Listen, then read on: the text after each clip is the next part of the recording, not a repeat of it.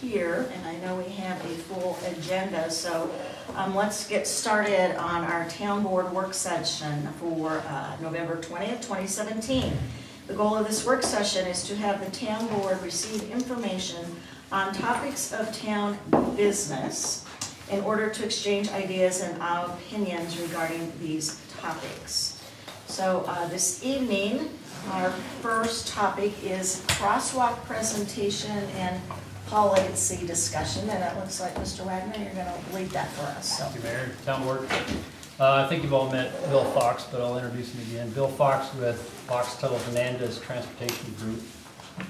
He was our consultant on this project, and really appreciate his expertise on this. This topic, or setting standards for crosswalks, is in the town board's strategic plan, and so we've been working on it a good part of 2017. This is up here on the screen is a map of existing crosswalks in Windsor, and GIS people tell me there are 210 marked crosswalks in Windsor. I asked them not to include the state highway here, because to my knowledge, we do not maintain those. So this gives you an idea where they are currently. The traffic code requires vehicles to yield to pedestrians at any intersection where, unless the pedestrians are prohibited from crossing, but regardless of whether there's a marked crosswalk or not, traffic code says you're supposed to yield to a pedestrian. The main function of a marked crosswalk is to prepare drivers for the likelihood of encountering pedestrians. It also creates an atmosphere of walkability and accessibility for pedestrians, and reinforces the location and legitimacy of a crossing. It seems like it was a couple of years ago I started researching crosswalk guidelines from cities such as Boulder, Fort Collins, Lafayette, Loveland, Greeley, Longmont, and my preference was the city of Boulder's. I thought it was the most definitive, most logical, easiest to follow, and so we kind of gravitated towards that. It just so happens Fox Tuttle Hernandez Transportation Group developed that with City of Boulder back in 1996, and so that has brought us to this point. When we looked at Boulders, though, I thought, wow, City of Boulder, we all have opinions about City of Boulder, and probably they put crosswalks everywhere, and so it's not going to fit Windsor. But as you'll find out as we go through this, it was actually the opposite. Two of the important criteria or parameters that you judge on whether to put a crosswalk in or not is traffic volumes and pedestrian volumes. Boulder's thresholds are 1,500 vehicles per day on the street and something like 20 pedestrians crossing in an hour. We did some actual case studies of some intersections in Windsor, judged them against Boulder's criteria, found out that most of them wouldn't warrant any kind of crosswalk treatment with those parameters. So we started talking about that and what to do. We settled on lowering the vehicle per day threshold from 1,500 down to 1,000, and we lowered the pedestrian counts too, and that's in the memorandum, from 20 to 18 in any given hour. And so we found out that in Windsor's case, we felt like it was appropriate that we should actually relax some of those standards. And, so that's got us to this point, and in your packet, you should have the draft guidelines that we've developed. We've had at least 2 meetings with Bill. We had a group of staff that included Chief Klimek, a couple planners, a couple from Public Works Department, we all gave our input on these and looked at it, reviewed it. So this is where we are today with draft guidelines, and that's what we'd like to discuss with you today. So, Quick question, in the memo where you talked about those parameters, it said that in Boulder standard, that young, elderly, and disabled counted double. Did we use that same method? Okay. Since Boulders was created in 1996, how often do they look at it Update. to revamp and Yeah. update it? Well, actually, I've been working with Boulder since 1985, and that 96 version was the second iteration of the guidelines. We actually updated it once more, I think it was 2011. My case over there, I have a copy of it, but it's a much more recent date. So, and in talking with the Public Works folks, we're about to try to update it again, just to make sure that there's not something different or something additional, or do we still have the right thresholds for Boulder? So it's kind of a living document for them, and keeping up with the times. But is there a particular threshold they meet, or in order to say that it's time to update, or is it like a regular interval, like every 5 years, or is there like, as soon as we grow another, 10,000 people, then we come back to the study, or is it just as somebody on their board decides they need to revisit it? Yeah, there's not a predetermined interval, Okay. and it's usually, the updates are usually generated by the engineers as opposed to the boards. And they're in the trenches every day working on applying the guidelines that they have, and as they move forward and think, well, gee, maybe we need to tweak this one, or maybe we need to adjust that one. When that happens enough, they'll say, well, let's update the whole thing. And that's happened, again, twice that I've been involved in, and I think we're gonna do another one in 2018. And I don't suspect there'll be wholesale changes, and then every time we do it, just as we did here, we kind of refresh ourselves with the national literature and national best practices as part of an update, or in this case, as part of creating this one. Bill, will you talk a little bit about how they counted the traffic around the stadium and the college and the shopping center just north of those two areas? Sure. So, In Boulder. the crosswalk guidelines are not special event driven. They're not driven by the football, stadium unloading, whatever. They're driven by what happens on normal, typical days. And if they are aware of a crossing that needs attention, citizens will make requests for crossing treatments, and they'll go study it and count the amount of pedestrians. If it's a school crossing or if it's near a school, they'll do it to coincide with school arrival and departure. If it's not anywhere near a school, they'll do it AM, noon, and PM peak hours when people are moving around the most during the day. Boulder's an interesting animal because they have CU, and the CU students create their own set of issues that we have to address. And there are sometimes we have put things in based on their guidelines only to find out that we had to take them out because there were too many students and we needed to go to another level of treatment. Go from a rectangular rapid flash beacon, a pedestrian actuated flashing sign, to an actual traffic signal that stopped cars. And so there are times in Boulder specifically, because of the CU students, like you mentioned, that you needed to have some special considerations. Well, the reason I ask, I'm thinking about the high school and two middle schools very close, and Right. two elementary schools very close to the university. And we have looked at all those crossings, have been involved in looking at pedestrian access to all the schools in Boulder. And that you will find these treatments and these Boulder's version of these treatments implemented along many of the roadways around the schools.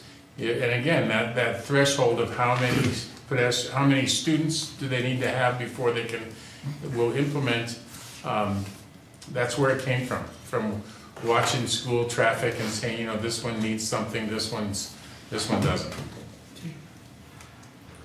Dennis, why don't you explain the document a little bit, or Bill, and see how that goes. So, early on in the document here. Can you I can't blow- read it that can- quick. Can you blow it up too? Yes, we can, I'll have to zoom in different parts of it. So, right here is the executive summary, definitions, and then we get into these steps, and there are 4 steps in a crosswalk evaluation. Here are the 4. Identification and description of crossing location, physical data collection, traffic data collection and operational observations, and then determine the appropriate treatment using figure 1 and 2 and table 1 in this document.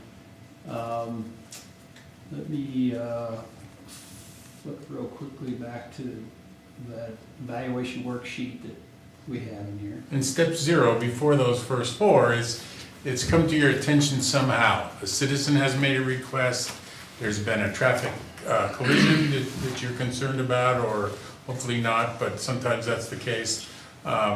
Something has got your attention as an engineer to look at a particular crossing location, and then you go into those 4 steps. And speaking of the public, over about the last year and a half, I think it's been, I've been keeping copies of emails that we receive from citizens that think certain intersections should have some kind of treatment. I jotted down here, this is my list. Looks official. Looks like about a dozen locations. And here, in the last few months, we've been telling people that call that we're working on some guidelines, so we want to get those guidelines established, and then we can evaluate these against a standard instead of just kind of arbitrarily judging them. So we do get calls from citizens, and so I don't think there's any shortage of intersections that we'll have to evaluate. This is an evaluation sheet right here, first page. You see at the top, step 1, location description, so you fill out the data there, major street, the location, and some other parameters. Step 2 is the physical location, how many lanes on the road, strike median, raise median, crossing distance. This would be to to another location, is that right, Bill? or- Yeah, distance between crossings. If you had 2 locations that were 150 feet apart, you're probably not gonna put a new treatment when the diversion was only 150 feet. It's 500 feet, say, people won't go that far. So there's a minimum distance to adjacent crossings. Here's number 3, traffic data, that's an important one. So time of day, AM, PM, midday. Here's your pedestrian counts. And then if you recall, elderly and young pedestrians count double. And so you do this calculation here and get your total heads right here. And these intersections that I mentioned earlier that Bill went out and judged for us, we had 3 of them in town that we were really interested in how Boulder's criteria would stack up against those. He has his, in here, in the information he turned into us, he has his worksheets, just like we would use if we were judging. We did Hollister Lake and Saratoga. We did 7th and Garden. And then we did Windshire and Jacoby. I have Very a few other different. questions as we go, or at the end, but I have questions about that. so. I was thinking that we ought to spend some time on those particular intersections because I think most people are familiar with them. You may have some ideas, questions about how they came out and things like that, so. My question is, did you apply the recommended Windsor standards? Did you go back and apply them? Yeah, I looked Windsor back standards? after we adjusted the Okay. standards. And two of the, The first 2, probably nothing. 2 of the 3 still wouldn't meet doing something. 3 still would not meet. No, 2 of the 3. We did 3. Okay. One's a slam dunk. It's good what you did, and you actually should do a little That's more. probably, And that's Windshire and Jacoby, really, near a school. Lots of activity related to the school. okay. Saratoga and Hollister Lake, Very quiet from a pedestrian Okay. standpoint. And yet I know that you've gotten some citizen comment and concern about that Quite a few. location. Sure. So I'm sensitive to that. It's, and then Garden and Seventh, Seventh and Garden. yeah, still I don't think would meet your Okay. My soft question, I criteria. appreciate it. My question was, what does it look like when we apply the recommended Windsor standards? Okay, thank you. Same answer, I And think. that last one even concerned me more because it didn't fall under the parameters, yet we've actually had a couple of accidents there. Seventh and Garden? Yeah, in the last Mhm. couple, 2 or 3 years. Two. Yeah. yeah, with pedestrians involved. Didn't we have a So- kid involved just like this within the last year? And At dusk that or was, something? that was further, There was Oh, one was intersection that south, further? that right? was further south. Stone Mountain Hemlock. That was or, Hemlock. Hemlock, right? and That's further south. That's where the, But we've talked about Where those those two kids got accidents. hit? yeah. And we're not recommending you take things out necessarily and on the ones that you've already gotten, the citizens are used to, but, you know, when you go forward, you've got limited budget, everybody does, right? So Right. this helps you say yes, it also helps you say no if necessary, or to prioritize how you use your limited funding. So, that's why we, you know, tried to set it up with the thresholds. Bill, was it Stone Mountain and Seventh? It wasn't mentioned in that? I'm trying to picture Stone Mountain, is that farther Was south? Further north. Farther north? It's a major turn going over to another elementary school. Oh, okay. And all the way up to, you know, It's major The shopping traffic, so you don't center. have a lot of pedestrians. There's no, there are a lot of pedestrians, but a lot of, Right. well, there are now with the kids coming from the middle school south. So to answer your question, Oh, yeah. that wasn't one of the ones that we tested. Not to say we couldn't, it's just we had to pick. And I think we were just, it's mostly cars Mhm. turning and now, I mean, there are strings of cars.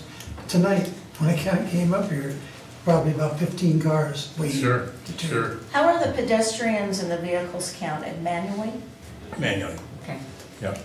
Yeah, we have a counting company that we use, they do it cheaper than we could, but they're out there sitting in a vehicle counting pedestrians so that they can capture the age of the pedestrians, and they're counting bikes separately. Then we also have 2 counters on the road that get 24-hour volume and speed. Bill, on the school crossings, like the one you did on Jacoby and Winshire, how does a school crossing guard figure into the planning?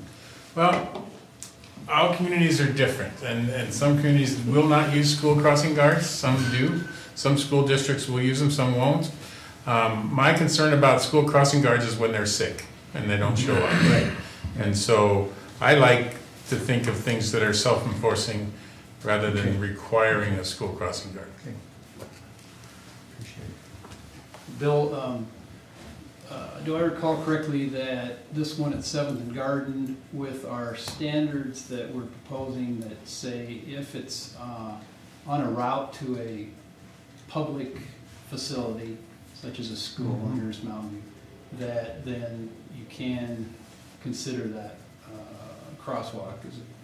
Would that at Seventh and Garden qualify? for- You know, to me, that's a gray area still. We talked about a crossing that was in, say, 5 blocks of the school and crossing a major collector like Seventh, for example, or an arterial like Seventh is. And that if that's serving school children, then it should be, it could be put in without meeting the minimum threshold of volume of pedestrians crossing. And so that would be a way of considering Garden as one that you might want to think hard about regardless of how many students are out there. They're probably not out there because it's difficult to cross, say, before before condition. But it is quite a ways from the school too. And so you'd want to consult your safe route to schools criteria that you have with each school and whether or not there's attendance area boundaries on either side of the arterial or not. See, that's what I was gonna ask, is if you factor boundaries, because kids on the west side of 7th Street don't go to Mountain View or Tozer unless Unless they're it's like school one of those choice. school of choice. Right, right. So unfortunately, this is not always a black and white science, right? But we're trying to apply our judgment to be fairly consistent and uniform, and cognizant of your limitations. So question, in the physical data sheet, you've got whether it was just a striped median versus a raised median. Mhm. Is that based off the concept that someone could cross halfway and take refuge on the Right. raised median and then Right. wait another cycle of traffic to cross the other half? Yeah, to give you an example, say there's no, cycle means signal to me, but say there's no signal, but there's a median. I did a study once where there were 3 or 4 acceptable gaps in an hour-long period to cross the whole road. If you could cross halfway to a median, there were like 80 gaps in the same hour. So it's hugely different to be able to cross one direction at a time. Now you're halfway, now you can focus on the other direction and get another gap. So you need 2 different gaps, but it's many, many more opportunities. So then the question though is, you mentioned painted medians versus raised medians. In my mind, painted medians are not a good refuge, even though sometimes people walk out and stand in them. They don't. Somebody slam on their brakes on a snowy day, paint doesn't help, right? And whereas if there's a raised median that you can physically stand on or behind a curb, then that's could be considered a good refuge. And we talk about some of the geometric parts of those refuges. But when you're dealing with one that's on a light, I'm sorry. No, it's all right. If you're talking with a light though, would you typically not, because then you're waiting for a cycle of a light, then you probably wouldn't be looking at that as a refuge? Yeah, if you've got a traffic signal, that signal is timed to let that pedestrian go the whole way. Okay. And, you know, not to say that there aren't signals in this world, and I don't think you have any big enough in Windsor, but there are signals where a slow person, an elderly person might not feel comfortable making it the whole way, even though it's timed at 3.5 feet per second of crossing speed, which theoretically gives most people the ability to cross. So sometimes people get trapped on the median. And then if that's an irregular occurrence, you can consider putting an extra button on that median refuge if somebody can't make it the whole way. But that's beyond anything I saw here. Bill, you used the term cognizant of limitations. What are limitations? Funding, money. You have limited money. Who said that?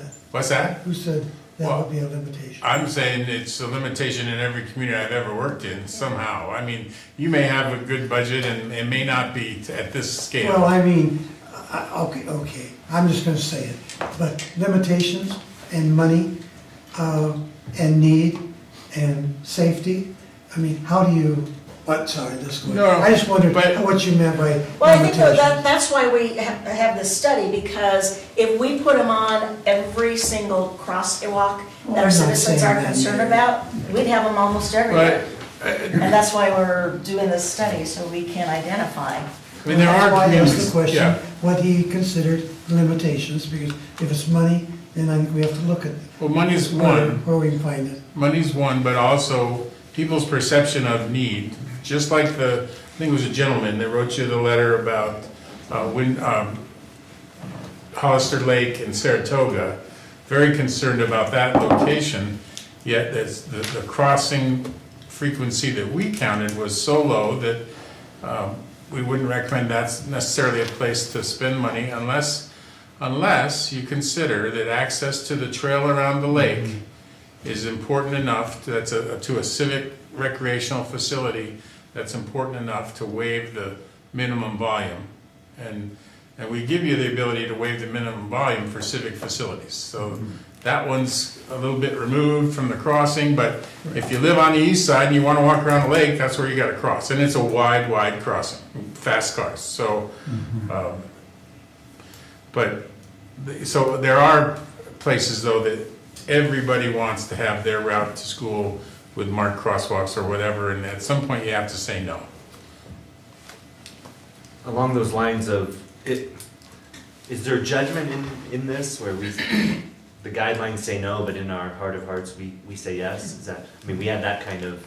You always have I guess engineering judgment to overrule something that's like this, in my mind. Engineering judgment should take precedent This is to help the engineer make a uniform judgment Right. as often as possible.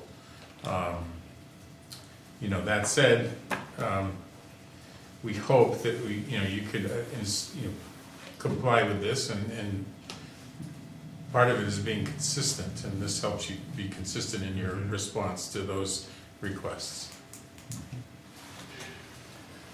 Yes, sir. My concern is, and not just because I live up the street, but at 7th and River Place, you know, we have fluorescent signs that are there right now. This But yellow green sign. The speed limit's 45 miles an hour with a crosswalk.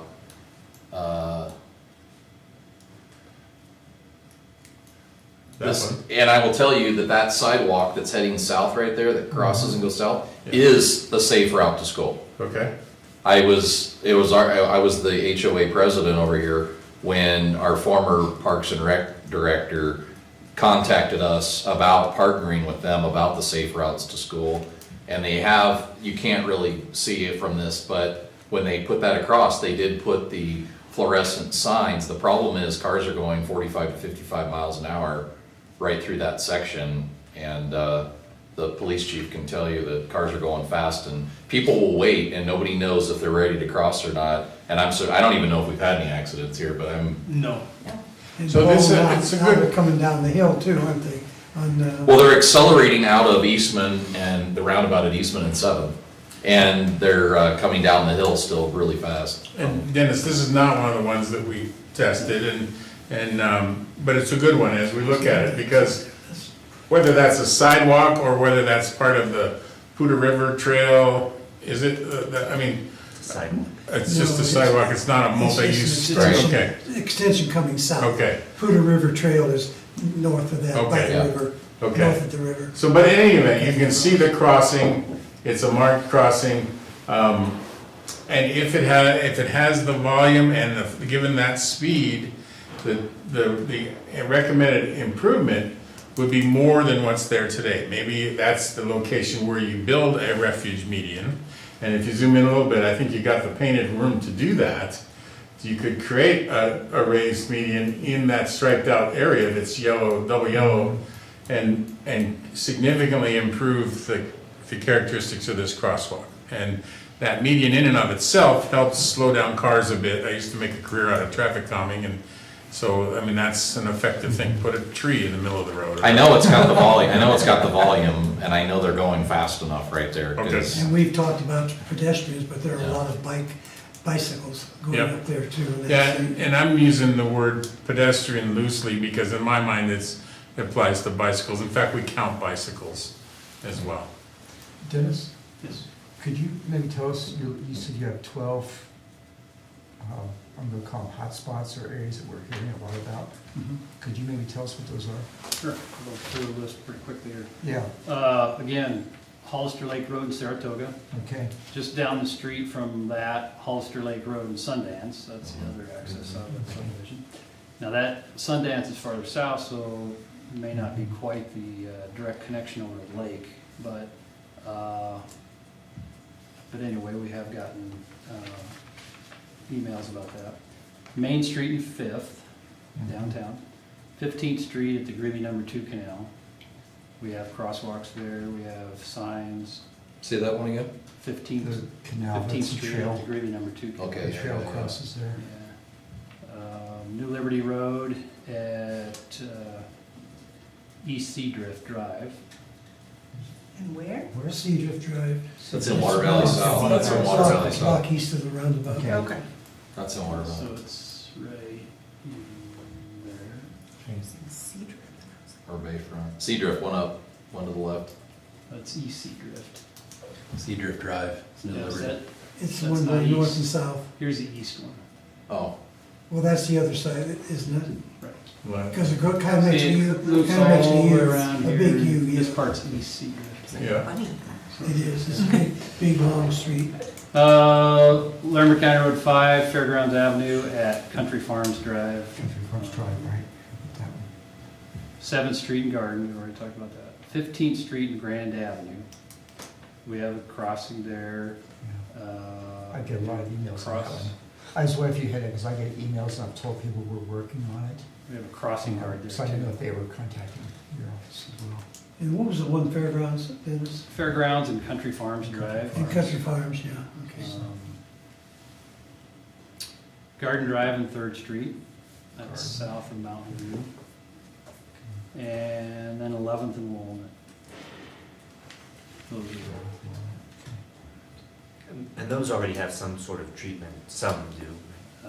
some of them do. I think, like 11th and Walnut, I don't believe has anything.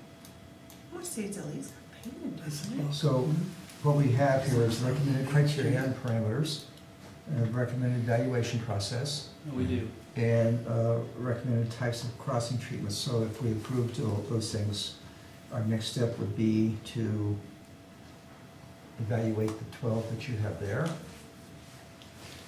Right. Was there anything else specifically, though, in the presentation that you wanted to make sure you Yeah. covered? I mean, we jumped in and asked a lot of questions, and that's all good, but is there something specifically that you wanted to point out, make sure we made note of too before we, start Can you just tackling? show the logic specifics. diagram approach and By the way, I know a lot of these, as you know, we have a few of these rectangular rapid flashing beacon signs around town. People see those and a lot of people have latched onto those. Yeah. And a lot of these that I've read, we have marked crosswalks there today, but I get calls, I think we should have the flashing beacons. So that's the latest thing that people see and they think is the greatest thing. What, the difference between like the fluorescent signs just up on poles and doing the flashing beacons, what's the cost? Do we have a cost estimate on what? so it's about $5,000 a pole for the flashing signs as opposed to just a few $100s. Per pole. right? Per pole, and you might want 3 of them if there's a median, for example. So they're relatively inexpensive, but not cheap. And wasn't there something, though, in the study about they're not necessarily about the effectiveness? They're So they're more does hugely, not necessarily always mean more effective. well, they're hugely effective. The rectangular rapid flash beacons like you have on Main Street Right. at McDonald's. McDonald's, right? And when those things start flashing, they get your attention. And that's all we're really trying to do here is get people's attention, right? Pay attention, look for pedestrians, those work. And we've been studying those, we actually pioneered those in Boulder many, many years ago. And so they work. And it's the best thing we've found, short of putting in a traffic signal that stops traffic. It's the best thing we've found. So, but you could overuse them too. And there's, they do cost money. And so having a minimum threshold of locations and types of treatments that would be best suited for those flashing rectangular rapid flash beacons is in here. The one you might be remembering is in Boulder, for example, we had a couple of cases where we had too many pedestrians. The thing flashed nonstop on a state highway with signals, and so the cars could never go. And so we had to take those out, put in a regular PED signal so that it could be progressed, so that the cars would get a chance and then the pedestrians would get a chance. And, that was pretty unique situation right along the edge of CU. Chief Clement brought that up too. I just brought that up years ago and went on Main Street. I experienced that the other morning. You could not turn from 11th, you could not turn left on the Main Street because the traffic was so backed up there. Yeah, so, They Well, get wasn't you, that the reason for adding the crossing guard? One of the, So it wasn't a steady Time stream it of. to help them try to launch them up, yeah. Right. But we've had some issues with the student population we're addressing through SRO. issues with student population. So do people come immune or numb to those flashing? we're always concerned about people becoming immune to traffic control devices, although I will tell you that those flashing, that stutter flash, there's been some science put into it, that the stutter flash is designed to not be something you can get real immune to. And I know for me, they always wake me up, Yeah. and I'm ready for them. And so, some people don't always know what they mean, But in my mind, that's still, Gets their most of the way there, because we've gotten their attention. And, but this, and what Dennis is showing is the guts of this thing, once you've got the data that, you know, those, filled in those forms that he showed earlier, is to, this logic diagram approach walks you through, do I meet the criteria? Yes, then I go here. Now, do I meet the next consideration? Yes, go here. No, well, then maybe do something different. And so you walk through this criteria. The left-hand side is uncontrolled, meaning, uncontrolled means there's nothing that makes a car stop. The right-hand side is controlled. Those are stop signs and signals primarily. And so there's two different types of treatments. But you walk through this, it gets to the bottom, so if you scroll up a little bit, and it says, okay, that circle at the bottom, so if you get that far, it says you get to do something. And then you go to the next page, and it tells you what to do, based on, again, the data that you collected. So the cross section on the left, 2 lanes, 3 lanes, 5 lanes, median, no median, how much traffic, across the top, put you in a category, then the speed of traffic puts you in a subset of that, and then you go down and match the laneage to the speed and the volume, and it'll give you a letter. And then it says, say, scenario D. Then you scroll down, and it'll tell you what D means. And D, it tells you to build a median with a rectangular rapid flash beacon, for example. And I think that you know, C is a little bit less. C says you should do the median or the curb extension to shorten. The whole thing is shortening the crossing, is minimizing the exposure. When you step off that curb, how far do you go till you get out of the road? That's why we want to close the curbs in or build a refuge in the middle. And then if you have that center refuge, it gives you another place to have a median sign. We call it gate posting, where you come down the road, there's a sign on the right and a sign in the median, both facing you, saying pay attention. And then in the other direction, same thing, mirror image. And so medians are helpful in that, in addition to making the gaps so much easier to cross the street and safer. Treatment D is the first one that has an RRFB as part of the criteria. So if we go back up here to this table, you can see a lot of these two-way streets with no medians. I don't see any Ds here. Right. You've got to get down into these areas here, you start getting into some Ds. So that tells us right there that the RFB is a pretty high level device. You don't put those up just everywhere. Right. Yes. I'm trying to remember my question. I re-raised my hand.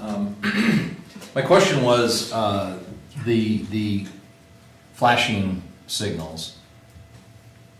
Okay, that's the upfront cost. Do they run off a power source, or do they run off solar, or what are they? A lot of them are running on solar. If you had handy power nearby, you can wire them in, but most of them get a solar panel right on top. Doesn't take a very big one. That's what I thought I've seen, but I think I've seen them both, because I don't know that I've seen that at every single one of them. Yeah. The only reason I ask is does that lead to a maintenance thing, or if they go solar, then they have a battery that goes bad, and that's future cost to consider, or anything? Yeah, I don't know the statistics. Clearly, there's a maintenance cost. I've never heard it to be prohibitive. Okay. Bill, have you seen, there's a vendor at a conference I went to about a year and a half ago where they are actually doing, like in downtowns, lit crosswalks, flashing. In the pavement? Yeah. Yeah, Have you seen those? Oh, yeah. We've experimented with them. In fact, before we ended up with these RRFBs, we experimented with in-pavement lighting, that we can press a button, they come on, and they can flash, they can light up the crosswalk. And the vendor that we were working with said, "There's no problem, the snow plows won't hurt them." Right. First snowstorm, 3 of them came out. I mean, so, and they fill in with sand, because you have to recess them. If you don't want the plows to rip them out, then you have to recess them even more, and then they fill in with sand. And so those we felt were a maintenance issue, and not as effective. They're down here as opposed to right here, so from a distance you can't see them. At night, they Probably, were, and probably this region also, just so, it might be good down south. yeah, but we actually put them in Yeah, Canyon and 11th in downtown Boulder and took them out. okay. We tried flags and I was buckets. gonna say, We that's tried the Salt- everything. that's the Salt Lake City version Yeah. down by the Yeah. convention center. Lots of different things Yeah. we've tried. And, you know, there's people that embed the LEDs in any kind of sign. This RRFB is kind of a standard light bar, put it below the sign. But when we started, that light bar didn't exist, so we put LEDs in the perimeter of a sign, and then the feds yelled at us for doing that wrong, and anyway, it got standardized over time. But we've tested a lot of things. They work. The compliance, one second, motorist compliance might have been before those flashing RFBs. If you walk up to, you might have got 30% of the cars to yield to you. With those flashing, you get 80 to 90 or more % of the people yielding to you. Huge difference in motorists yielding to pedestrians So it without seems stopping the car. Yeah. in a lot of areas, typically in very low speed areas like neighborhoods, Yep. near parks, that kind of thing, them using the raised crosswalks that are kind of a crosswalk Speed humps and, yeah, combo. raised pedestrian crossing, yeah, putting a crosswalk on a speed hump, yep. Is that something that's one of the options included in here? I guess I didn't see that. It's not here because really that gets into the realm of traffic calming, and vertical treatments, horizontal treatments. This is more focused on the signing and the marking but certainly pedestrians on top of raised crossings, pedestrian crosswalks on top of raised devices slows people down, no question. A lot of communities object to that. Boulder shut down their traffic calming program years ago. They just started it up again, interestingly enough, but, Why did they shut it down? they shut it down because it was the community was split. It actually went to a vote one time to try to get rid of, and they just barely passed to keep it, but then it wasn't well funded. And the burden was put on the neighbors to fund the treatments, and that was a nightmare for the community to do. And then there was a polling within the neighborhood because many neighbors hate them. Yeah. And so you got every other person who wants to speed hump and the other people don't, and so you had to get a certain majority, and it just became I know because we developed that program with them too, and it was very cumbersome. And We, I think that's a very good reminder that there is the other side to this, that while we have a lot of concerned residents and parents, you also have other folks in the neighborhoods who don't appreciate or find them, obnoxious. Yep. Calming. They don't find them calming. Anything that has a light on it, a flashing light, whether it's a round flashing beacon or a stutter flash rectangular, when you put them in a neighborhood, people are, it shines in my bedroom.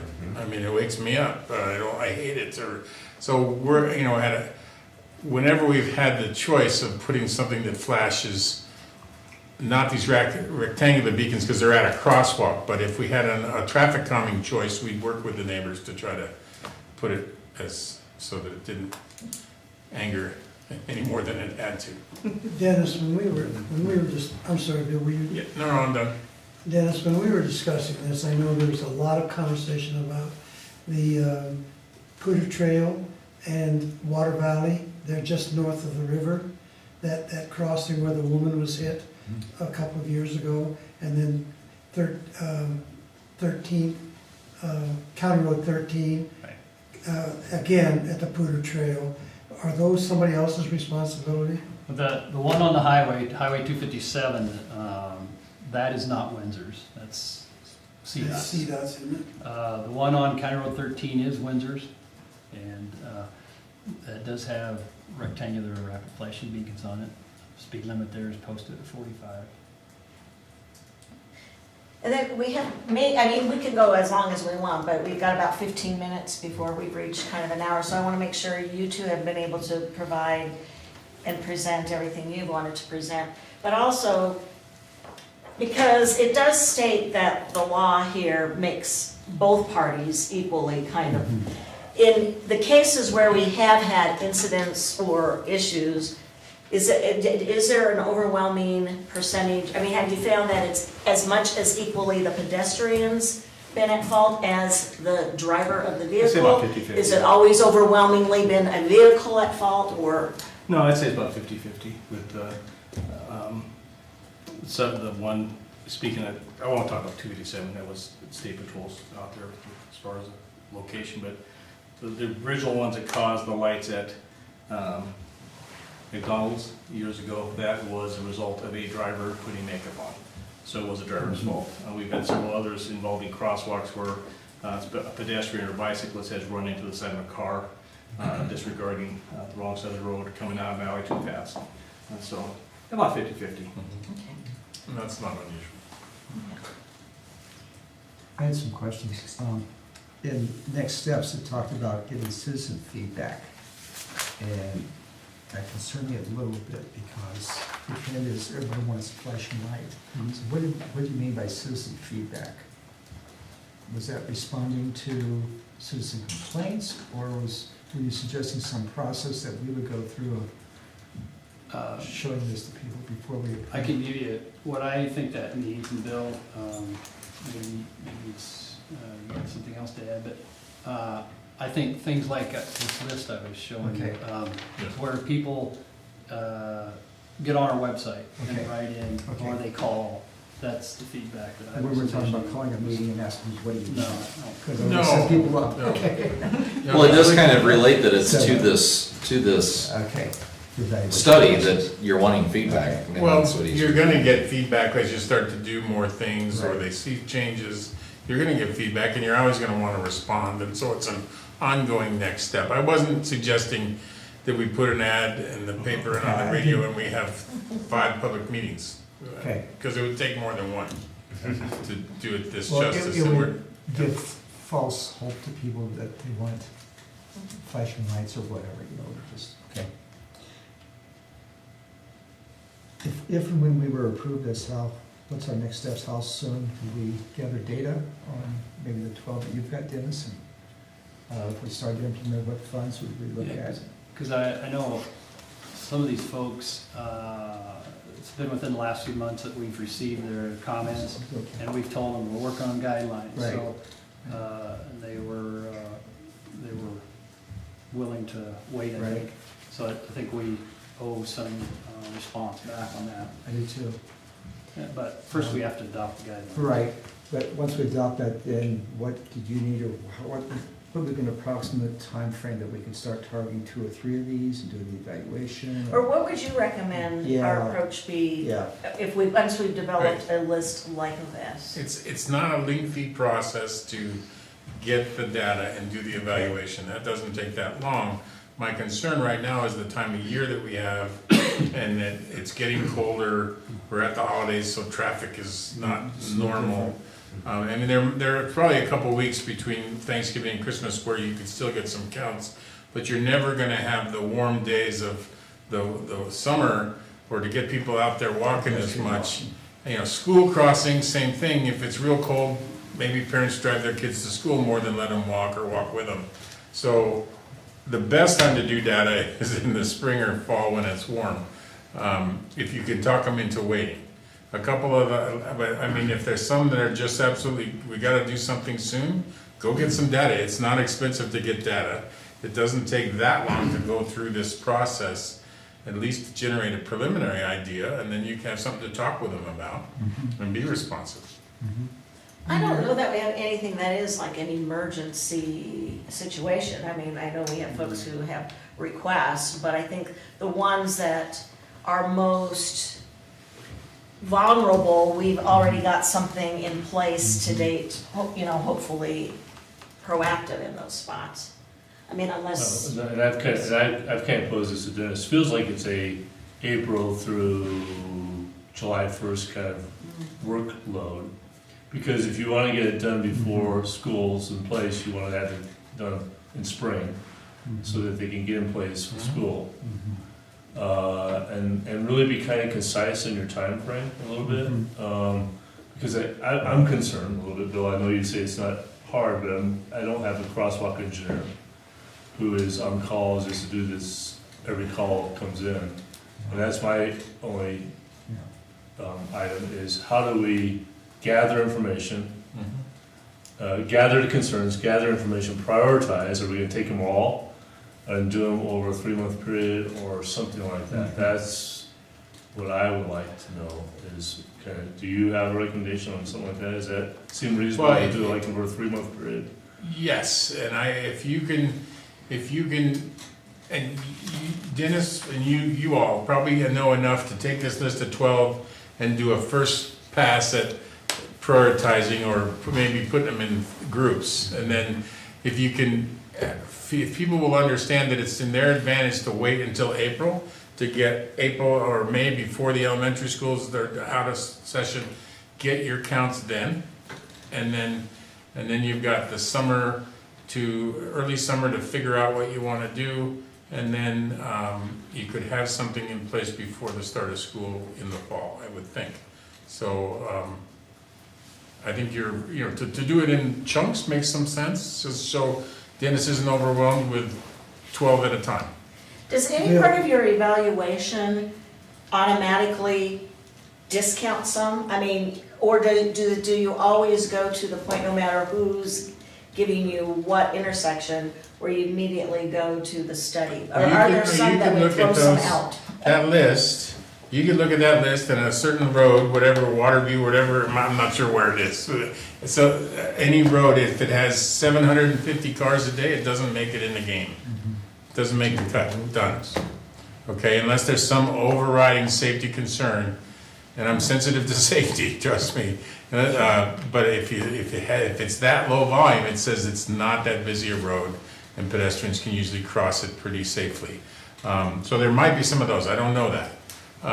3 of those on that list, or at least 2 of them, we've already done. And so you can talk to those folks about that. The one out at Saratoga and Hollister Lake, if it's exercise that they want, to get to the lake and walk the dogs, walk a block north where you have rectangular rapid flash beacons just at the ditch crossing just to the north. So, I mean, not trying to be flippant, I mean, there's an alternative there.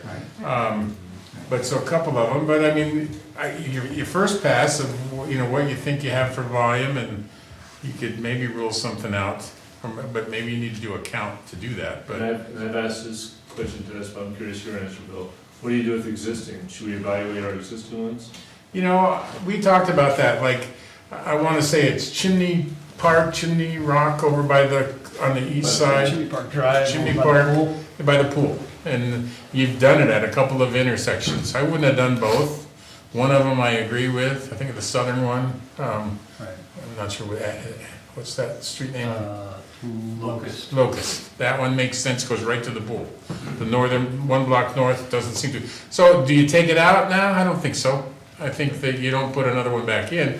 And if you overlay the road, then maybe the signs come down at that time. Okay. And a couple of comments. One, because my question too, I appreciate what you're saying. I was asking Dennis about staff and time and mechanics of getting it done. I would be open to, if it worked, contract service for something to move faster on some things if we needed to do that. I almost forgot my other 2 comments. Funding. I don't know if and when we get to doing treatments, if we take that out of capital improvement. And I noticed we don't have anything in the 18 capital improvement budget. We don't have a placeholder for anything. So we might want to think about that before we approve the budget, if we want to put some money in. So if we do find 3 or 4 areas we need to do something, we're ready to act on it and fund it. And then the third thing, we just had a school crossing guard hit the other day. A guard got hit. Yeah. Not seriously injured from what I understand. Yeah. But that's where I hear a lot of things about school crossing and kids' safety, and so I want to compliment the chief and police. Some of the people I hear about the school crossing on Garden and Fifth, when they see the speed trailer out there, the tension just drops immensely. It does help. Yeah, so that really helps, and it does make us slow down. It makes drivers slow down. So in lieu of putting flashing lights or doing other things, I'd suggest that the speed trailers are a really good Oh, sure. Yep. stopgap measure. Well, speed's an issue, speed's why people are concerned. And then this isn't a traffic calming program, but that's what slows, you can do a lot of things to slow down cars. But, and Seventh is a tough one, because that side yard, Right. row of backyard or side yard fences on the west side, Yeah. it's like, you don't feel like it's a place that somebody's gonna jump out in front of Right, you. they can't And see so it. cars speed up, Right. so Right. that's a tough one. Another thing, lighting at night. Mhm. I've noticed some crosswalks when I'm driving at night. I'm watching because I'm scared, but a couple times there's been a pedestrian there and they were walking before my traffic lights were ever Right. on them, so I don't know if there's anything that helps. I mean, Well- the pedestrian, I was taught to look both ways because you cross the street, Right, you know? right. But people don't do that, you know? People are, Yeah. and, so, okay, So so. lighting at nighttime on crosswalks. We recommend that if you have the wherewithal to do it, that you light the pedestrian crossings. And Yeah. start with the ones that are higher volume Higher or, volume. and if you have streetlights in the neighborhood, maybe you can relocate one closer or something, but, And make those neighbors upset then, that there's a well, light. it's, you don't win them all, I guarantee that. But that, I've noticed that a couple of times in the last few weeks as we were thinking about this, that Mhm. nighttime it's hard to see a person. in the They could have emergency lights there when somebody gets hit.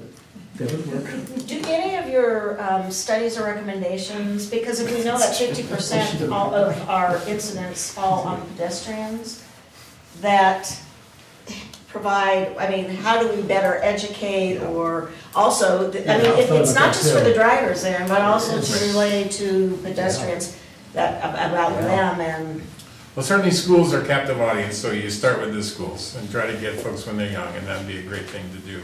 And then you're probably already doing some of that already, right? With our SRO, we've been doing this year, working with the schools on that. Our biggest offenders are high school kids. Yeah, And and it's- they're bulletproof, and they know it, and right, they think they are right. I see adults But, just walking across and don't even look either way. They just assume that, you know. it's- Yeah, adults are probably no better, but there's a lot fewer of the adults than the students, so. You know, we have put audible messages on some of those rectangular rapid fire speakers where you push the button and somebody starts talking to you, saying, you know, cars may not stop, be aware, and Okay. cross when safe, and, so that's another level, but, you know, high school kids, that's tough. yeah. That's tough. I was gonna, this sign that you had in here, Mhm. that certainly caught my attention more than I think right now all of our signs are Which just white. It's the The one that ones that says, are yellow at the top and State then law. red and, have you found those to be more that effective? sign is far and away more, successful in getting motorists to yield than if you scroll down a little bit on your page and you see no, the way, there, that upper left, that's the other choice, the pedestrian walking man.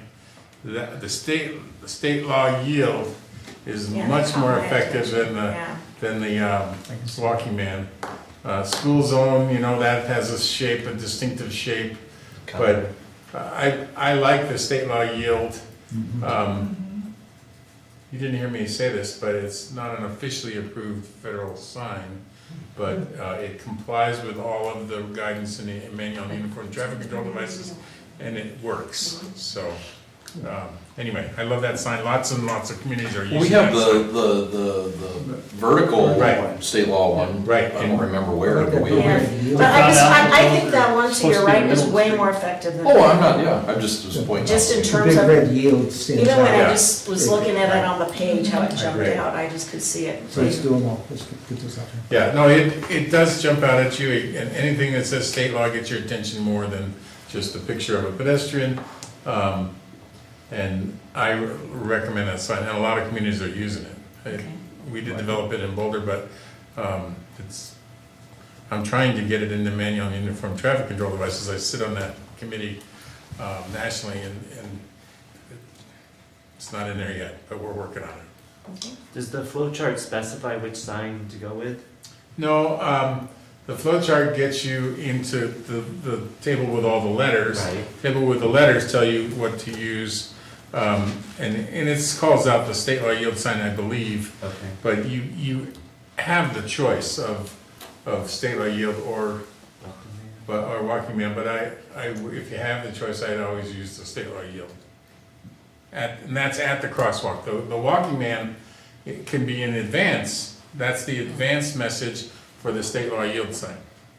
So you see it, now you say, okay, it's up there it is, I see it. And that down arrow goes underneath the state law yield sign to say, here, this is where we meet. And if you had a 5-lane road, meaning 2 lanes in each direction with a center, you'd use this yield here to pedestrians to have an advanced yield line set back, say 20 feet maybe from the actual crosswalk. And you'd put that sign to reinforce, here's where you yield. The reason you do that is so that you don't have cars pull right up to the crosswalk, pedestrian walks up behind the van and gets nailed by the car going through. So. Any final thoughts from either you or Dennis that we didn't ask questions that you think were important that came out as part of this, that you wanted to just make sure we? I don't, I think you I have a lot think of you good asked great questions. questions, and you know, and I can put you guys in touch with the count people that we use, and you don't need to pay me to hire them to do your counts if that helps. Is it countermeasures? Countermeasures, and you can be very specific with them on what you need them to capture, and you know, and if you come down to it, and if you need help crunching them through the process, then we can help you do that if necessary. But again, I'm not fishing for work. I've got a lot of that right now. But anyway, so. Okay. And we do have our chief here. Chief, did you want to add anything to the conversation based on recent things you've seen or heard or concerns? No, Bill's documentation of what the process is here, I think is very important where we're going. There's always concern from citizens about an area that's really specific to them, has a general interest to them. So those, we'll always have those. The crossing guard that was hit, there was nothing that can be done other than a driver paying attention and from a stop sign. So the crossing guard was properly closed, had a stop sign. All the other traffic was stopped except one person left the stop sign too. So they pulled away from a stop sign and Yeah. weren't paying attention to the Yeah, cars. didn't see her, so low speed impact, so. But it could have been much worse if it had been through a through street. And the signage, I think we've been using the one sign wrong that we have up there, isn't that right, Dennis? This one right Yeah, here. you've been putting that on the post on the On the right-hand right side, side. which, if you read the manual on uniform traffic control devices, that's illegal. It's just, they say don't do that, but I'm not sure I understand why, other than the lettering is not at the right scale to be used as a side of road sign, but, Is it a center? Yeah, I thought we have them in the center of the road. yeah, that's what it's made for, to be on a flexible bollard in the pavement, It's just part of it. if you want to. Whereas I like the big state law yield sign on the side instead of the littler one. And sometimes we put them together, have the state law yield here and then the one on the flexible pole. So those two right there could be both at the same crossing, if the conditions are right. So anything that we have or would want to do on a state highway, do we have to get their permission and agreement to do that, meaning CDOT, right? Yeah, depending on the community, sometimes you get the permission ahead of time, or sometimes you ask for the Forgiveness. after. But, and we can, we can help you work with CDOT. Not that we're always that successful working with CDOT, as Dennis We knows, won. but, yeah. I'm pretty certain DDA is gonna ask for the flash show. I've talked to Matt a couple times, and it's on their work for top left this year, and I think. At a particular crossing, or? Oh. Fifth, I know especially. This will come before us for approval?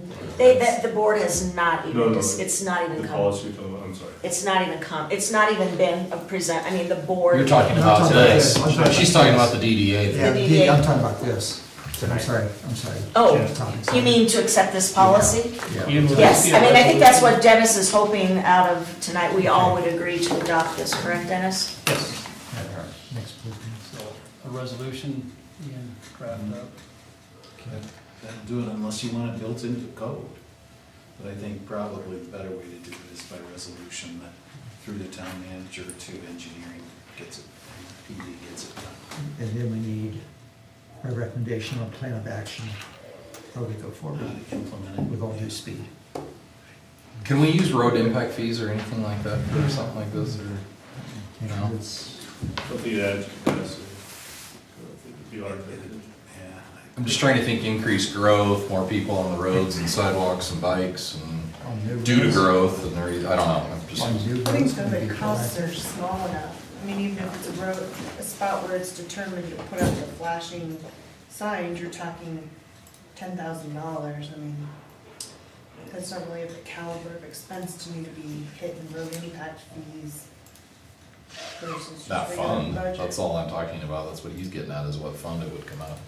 Does the, passing the resolution, would it give board exception to say the numbers don't call for it here, like he was saying, but, The program actually says that. okay. It's administered by. He has the engineering judgment that can say, you know what, we still think we need to do something here. Yeah, Your involvement Right. is really none, right. except you probably will want to, and I would say you might want to ask in a resolution, like an annual report, minimum, from the engineer. You, on what decisions were made, Mhm. and you could obviously take a look at those and say, wait a minute, Mr. Engineer, we didn't like that decision, we wanna talk about it. But it'll all be administered out of the engineering department eventually. The only other thing that I would see is rather than not have any kind of predetermined update where we're leaving it to happenstance, that maybe if we adopt this, we adopt it to do kind of like what Kelly said, on an annual basis. And then, I don't know, depending on what we take with that information, at least every 5 years or something, have it built in where we come back and update and look, especially at the way that we're growing and That's, everything. that's what I'm saying, especially if we know certain housing divisions are coming along, and that there's gonna be another 600 cars next month. and- Right. And there could be a new thing that doesn't exist today, that's Right. better than anything we've gotten Right. here. And so being able to roll that in is, would be a good idea. Okay. Great. Self-driving cars, those self-driving cars. There'll be no signs I know. anymore. Don't need any signs, yeah, just stay out of the way. So I don't know if we'll have this to you by the end of the year or not, and need to talk to Dennis about the implementation a little bit, but we'll move it along so you get it and then have it for you soon. So. And she, my point about the guard being hit was, Yes. yeah, I know there was nothing in the Yeah. crosswalk that made a difference, but there was a heightened community awareness Yeah. around school crossings as a result of that, people got. Oh, yes. And so I just wanted to compliment you on the Same. speed trailers really reduced the fear. Yeah. We normally put that to bed Yeah. in October, but we'll leave it out as long as possible, as long as the weather holds Yeah. up, so Yeah. we'll use it. He doesn't like snow. It's not so much as like snow, or it's hard to get it out off the road sometimes. So is this program where engineering decides where they go and Public Works puts the, okay. Great.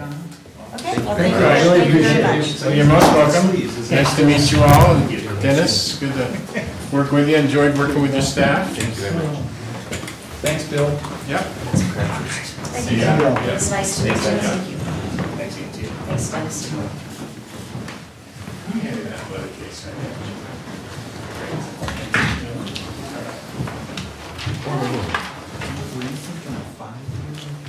I was gonna just offer it, So maybe that's something to talk about, or. so nobody gets worried that it's a thing, I mean.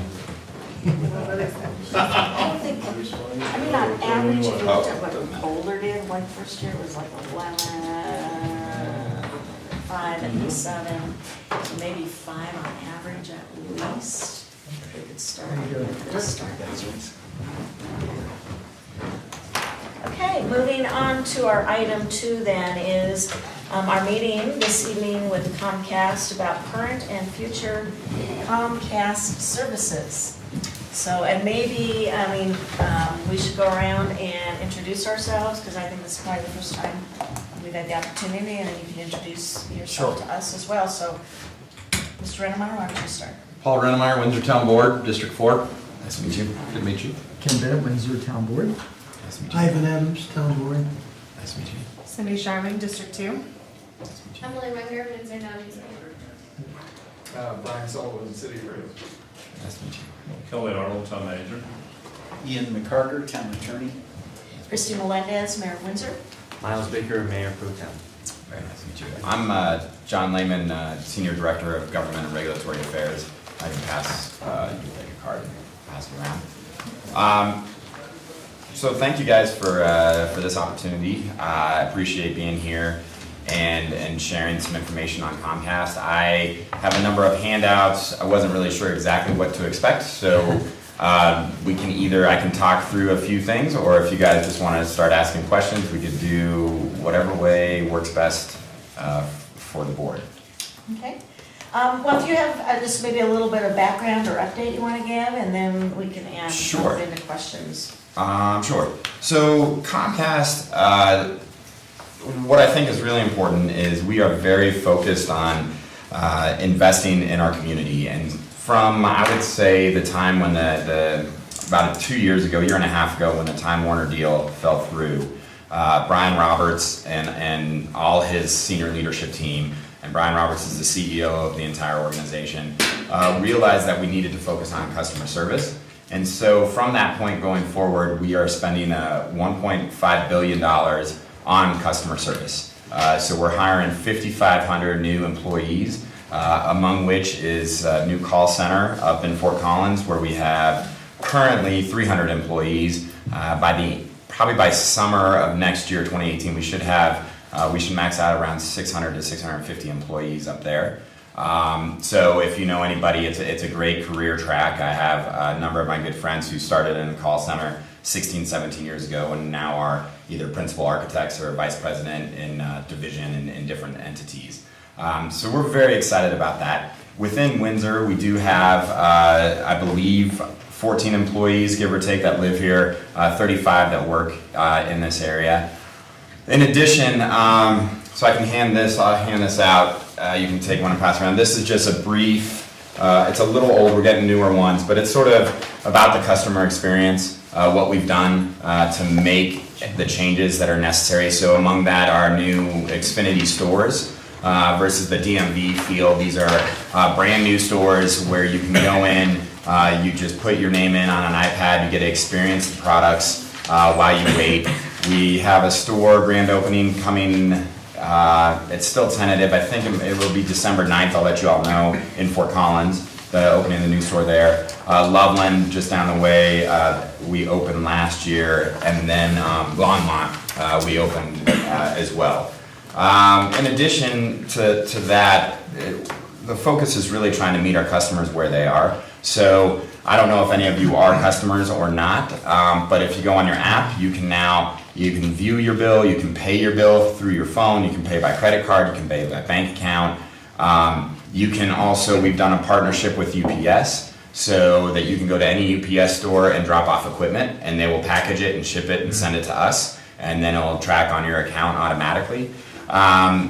We do a guarantee to be on time. If we are late, if one of our techs late, we'll do an automatic $20 credit to your bill. So really the focus has been learning from our customers and then trying to meet them wherever they are and whatever they need.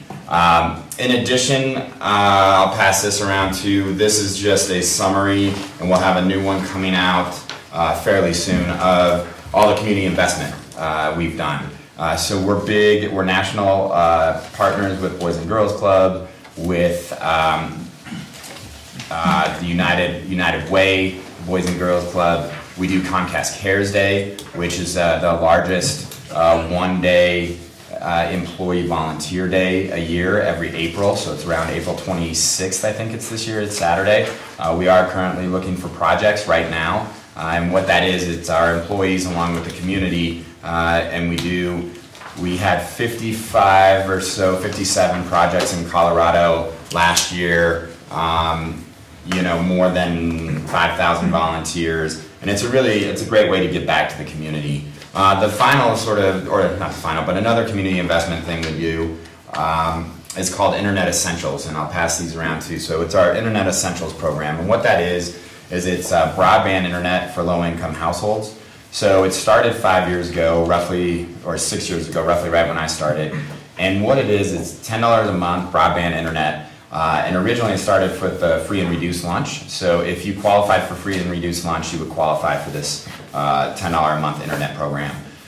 We've continue to improve, upgrade, and expand the program. So now, not only if your school has 40% or more or if it's Title I school or 40% more free or reduced, you automatically get qualified for this. We also just this last year expanded it to HUD housing. So any sort of Section 8 voucher, FHA, HUD housing, you qualify for this. We also are doing a pilot program in Colorado for community colleges. So if you get a Pell Grant, then you automatically qualify for this program.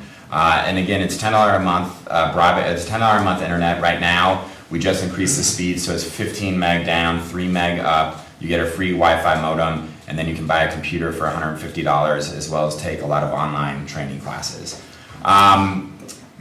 Then, sort of one thing we can touch on is the franchise. So, what a franchise is because I had no idea before I started here, so I'm not sure if any of you do. What it is in order to use public right-of-ways to run our cable lines, under the Federal Cable Act, it says we have to it's regulated by municipalities. It's a local control thing. So with every city and every county in Colorado, we have what we call a franchise agreement. So it's a contract that is anywhere from 5 to 15 years typically, and it governs a whole lot of things, but most importantly, for the cities, I would say it's for the company, we get the access to the right-of-way. We get to use the city's right-of-way. For the town, you get 5% of our gross revenue on our video product. So under federal law dictates all of this, and it says the town can regulate video, but the town is not able to regulate any other product. So not phone, not internet, not home security. That's just the federal law. That's the way it is. There's been talk for the last 10 or 15 years of trying to change the Cable Act. It's the 1994 Cable Act. But at this point, that's where it sort of lies. So the town does receive 5% of gross revenue of our video product from our subscribers. And so that comes to last year a total of $317,000 that our subscribers paid us, and then we paid to the town. It was sort of, that's how it sort of passes through. And on the bills, one of the other things on our customer experience is really trying to make our bills clearer, simpler for people to understand. And part of that is then there's a line item for the franchise fee, so a customer can read what that is, understand what that is. In addition, we do PEG fees. So that means that that's called PEG, so Public Education and Government channels. So the channel 8 that distributes your board meetings, that is one other benefit that the town gets in this contract. And you have the ability to trigger a 50 cent PEG fee, meaning each subscriber would pay 50 cents. It would come through to us, and then we'd pay the town, and then you guys would spend that on capital costs related to the government access channel. Now, you have the ability to do that. You haven't done that yet. So you don't have that PEG fee, but at any given point, you can give us enough notice, and we can institute that. And then you do have Channel 8, as you guys know. So I guess the other thing is we do gratis accounts, is what we call them. So each school or city building gets one free account. So the idea back when 30 years ago when this started was so that you can monitor, or your IT person or your TV administrator can monitor your PEG channel to make sure it would work and it was going out and the meetings were doing what they should do. And so that's where this sort of gratis account came from, and we've just continued as a company to work with towns and communities to keep that in the agreements going forward. So that's just a brief on franchising. I guess the last thing I can touch on and I'll hand out is I'm sure you guys have heard obviously a lot about municipal broadband, about Longmont or Fort Collins or other towns. What Comcast has been very, very focused on and succeeding with is using our system, which is a fiber and coax combined system, to meet our customers' needs. So I don't know if you were aware, but You might have been, we did a big press release this summer, early summer, where we launched 1 gig to every single subscriber in Colorado. So if you're a residential subscriber of Comcast, you have the ability to get 1 gig down. It's not symmetrical, so it's 35 meg up and 1 gig down. And the reason we do that right now is we just don't see the demand for the up speed. Now, you can purchase a product. We do have a residential 2 gig product, and it's a fiber to the home product. It's called Gigabit Pro. And then on the business side is very different. The business side, we have upwards of 100 or 200, whatever you need, gigs, fiber to the home product or fiber to the business product. We also just launched through our fiber coax system to our business customers a 1 gig product, so they don't have to pay the construction costs to build fiber to the premise. If they already have a connection, say a coax connection, that business is now able to get a business class 1 gig product. And so what I'll pass out here, and you guys can read this on your own time, are 2 articles from Cable Labs. Now, Cable Labs is a third-party group that's in Broomfield, and basically they test all the cable devices, cable systems, etc., and verify that they work and what they are capable of. So these 2 articles talk about how last year they verified and tested that DOCSIS 3.1, which is our system. It's a hybrid of coax and fiber, can do 5 gig down, 1 gig up. The latest article, so 2 weeks ago, they verified that DOCSIS 3.1 can now do 10 gig symmetrical. So the idea and why I share all of this is we've been in many discussions that, nobody knows what the future is. In a lot of discussions with the city of Fort Collins, and this is public discussions, they believe that it is fiber to the premise and that's the only answer. We disagree with that. We believe we don't know what the future holds, but what we do know is we've always been ahead of our customer demand. So we've increased speed 17 times in the last 16 years. We just launched a gig. We will continue to do so. Our DOCSIS 3.1 system is able to do 10 gig symmetrical if the demand becomes there and if that's what's needed. And we also are doing a lot of fiber deep is what we call it. So just continuing to reinvest in our network, build fiber deeper into neighborhoods, and as well as work with the coax system that we have. When we launched our 1 gig service, we created it took us a while to do it because we created a brand new Wi-Fi modem. It's called an XB6. And it has a capability, of doing upwards of 9 gig if we need to get to that point. So right now, it's the 1 gig product. It won this European Design Award, which we had never won before.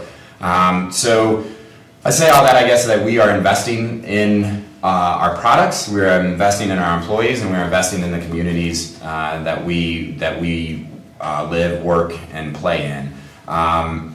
So I can kind of, I guess, leave it there.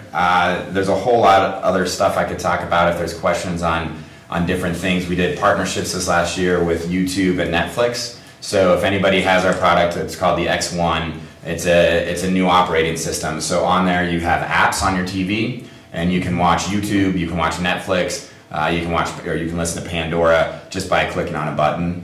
We also have a voice remote, which was a really big development. And it's been incredible where you just speak into your remote and things they come up, whatever you want.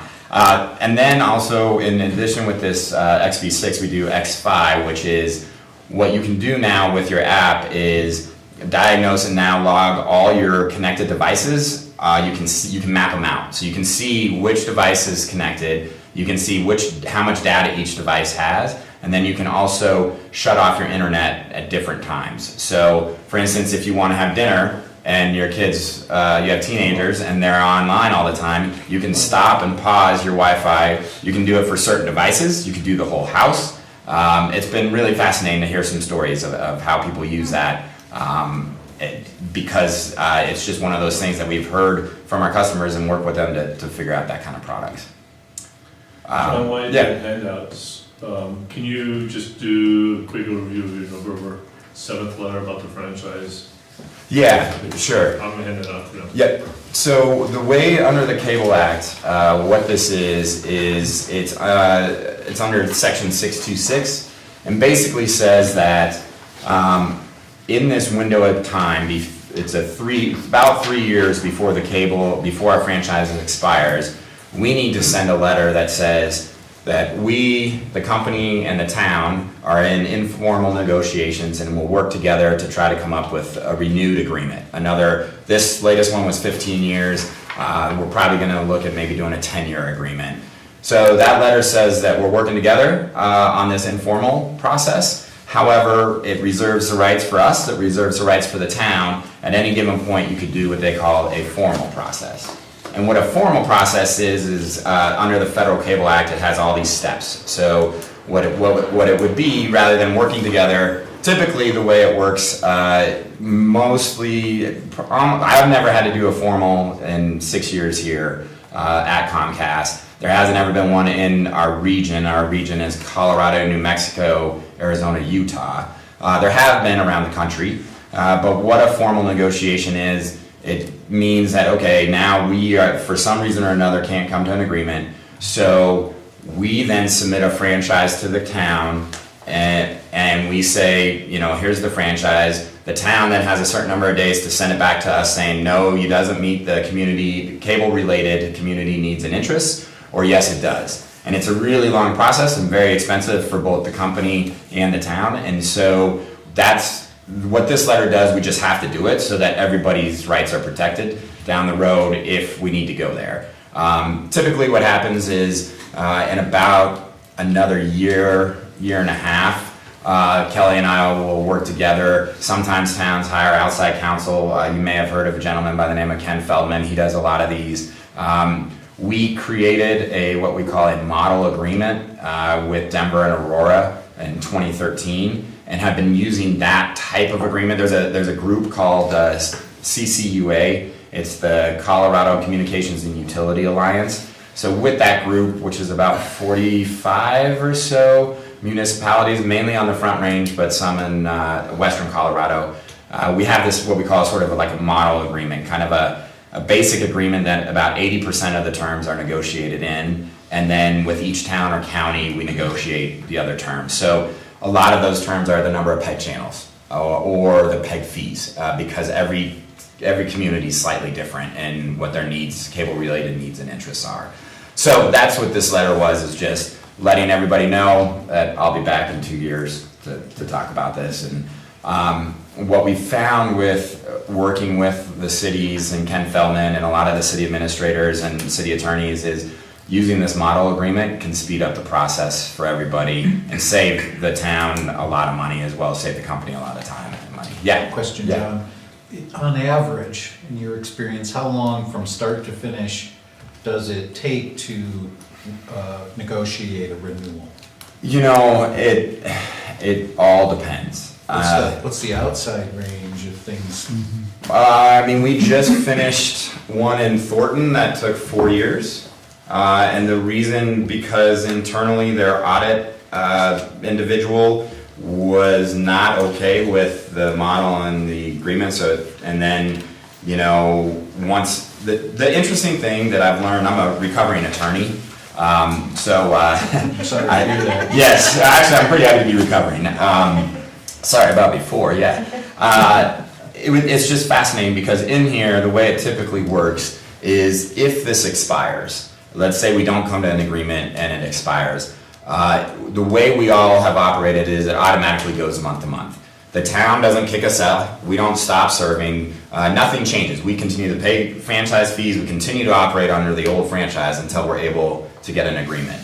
So sometimes what we found is there isn't time pressure to get the thing done. So initially there is, so Thornton was the example. We were moving, it was going well, things were great. They had internal transition, we had internal transition, things got dropped, then we got back on track, and then eventually it got wrapped up. So, I've done them in, 3 and 6 months, 3 months. I've also, that one was probably the longest, which was 4 years, but it wasn't a steady, continual negotiation. The long one was creating the model with the Denver Aurora, and that one probably took 2 years, but we were meeting probably every 3 weeks, moving that one through. Okay. So, and it really depends on sort of two things, in my opinion. It sort of depends on what the current franchise has, and then also, a good understanding of the community of what they can and cannot regulate. So, unfortunately, or fortunately, depending on how you look at it, under federal law, you can't regulate broadband. So you can't get 5% gross revenue, say, on broadband, even though it's the same line. And that's all based on federal law. So it takes a while to explain to the public, to the community, sort of what is within the parameter that you can talk about and negotiate, and then can move forward with that. And the real basis is, what is the specific community's cable-related needs and interests? And that's what the discussion is focused on when it comes to a franchise. Now, we are part of the community, we're here, so I'm happy to talk about anything else that's not related to the franchise, anytime. But in the franchise negotiation, it's just specifically the cable-related needs and interests. How long is this, our current franchise agreement? October of 2020. No, I mean, how long was it? 15. It was a 15? Yeah. And now you're only wanting to do a 10, is that what you said? It's changed over the years. Now, I've only been here 6 years, so years ago, there were 15 and 20-year agreements, and Excel would do 20 years. For cable, then it moved to, there was a period of time where it's 5 and 7 years, because things would change so fast, I think.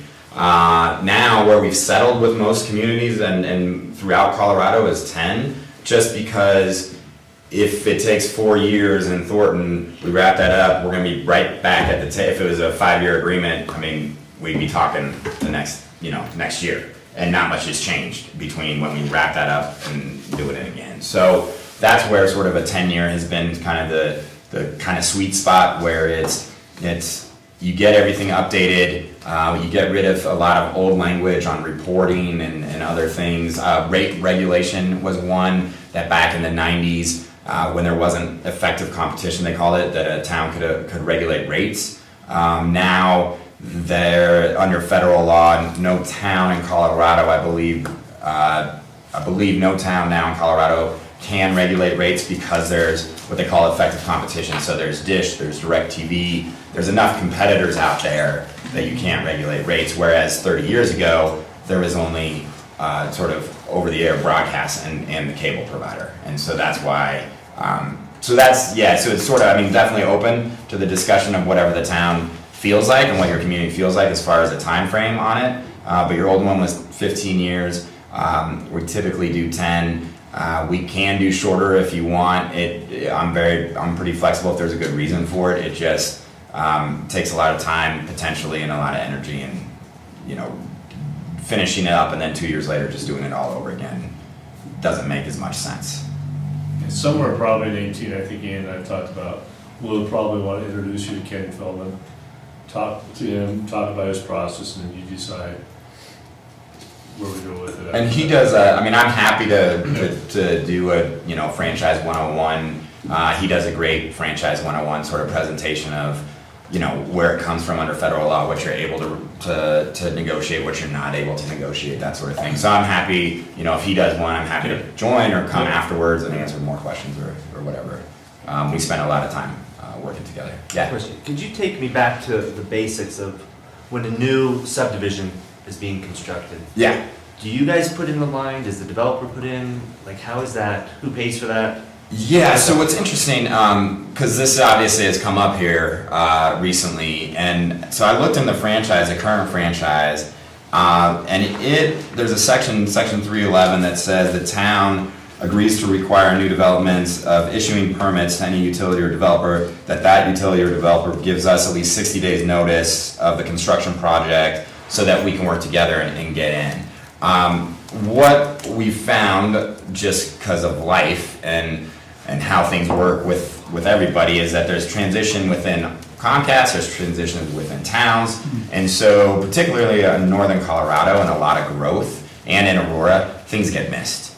And so my big goal is to figure out how that doesn't happen. And the reason that things, I mean, what I mean by things get missed is when a developer comes in, has a project, if somehow we're not notified, then we're not aware of it, they dig the trenches, drop it in, put it in, now we're not in that development, and now it costs twice as much to dig it back up. So part of my goal over, the next 6 to 12 months with every city and county in Colorado is figure out, what process do you guys use and who do we need on our end to make sure this doesn't get missed, because I know it's been missed in a few places. The other thing I'll say is there's a density requirement. So we serve everywhere within the city or the town or the county up to a certain density, and each franchise is slightly different depending on that. So the current franchise is 10 homes within a quarter mile of cable line. So if there's 10 homes within a quarter mile, then we will come out and serve. If it's less dense than that, we are happy to come out and serve. It just then becomes a bit of a negotiation of saying it costs X amount of money. If that community is willing to put in some money, we'll come out there and build out. Or if there's a business park, let's say, so for me, if there's other developments, any other communities, send it to me, because it's always changing and we always want to look at it. And if there's business parks that are part of it, that makes a difference. Now, the other challenge too is these franchises, what we call non-exclusive, meaning anybody else, any company, any individual could come to the town and get a franchise and get the same franchise, get a different franchise. It's totally up to you, to the town. What has happened sort of in the past of how cable was just done is it didn't make financial sense for one cable operator to overbuild, is what they call it, another cable operator. So what you'll see is, say Comcast will serve the town of Windsor, but TDS Baja serves, say, an unincorporated Larimer County, or I think they do Johnstown as well. I think Severance too. And Severance, yeah. So TDS Baja does that. So what that creates for us is two dynamics. One, we have to get a franchise, because we don't have it, so let's say Severance, if we're gonna go serve there.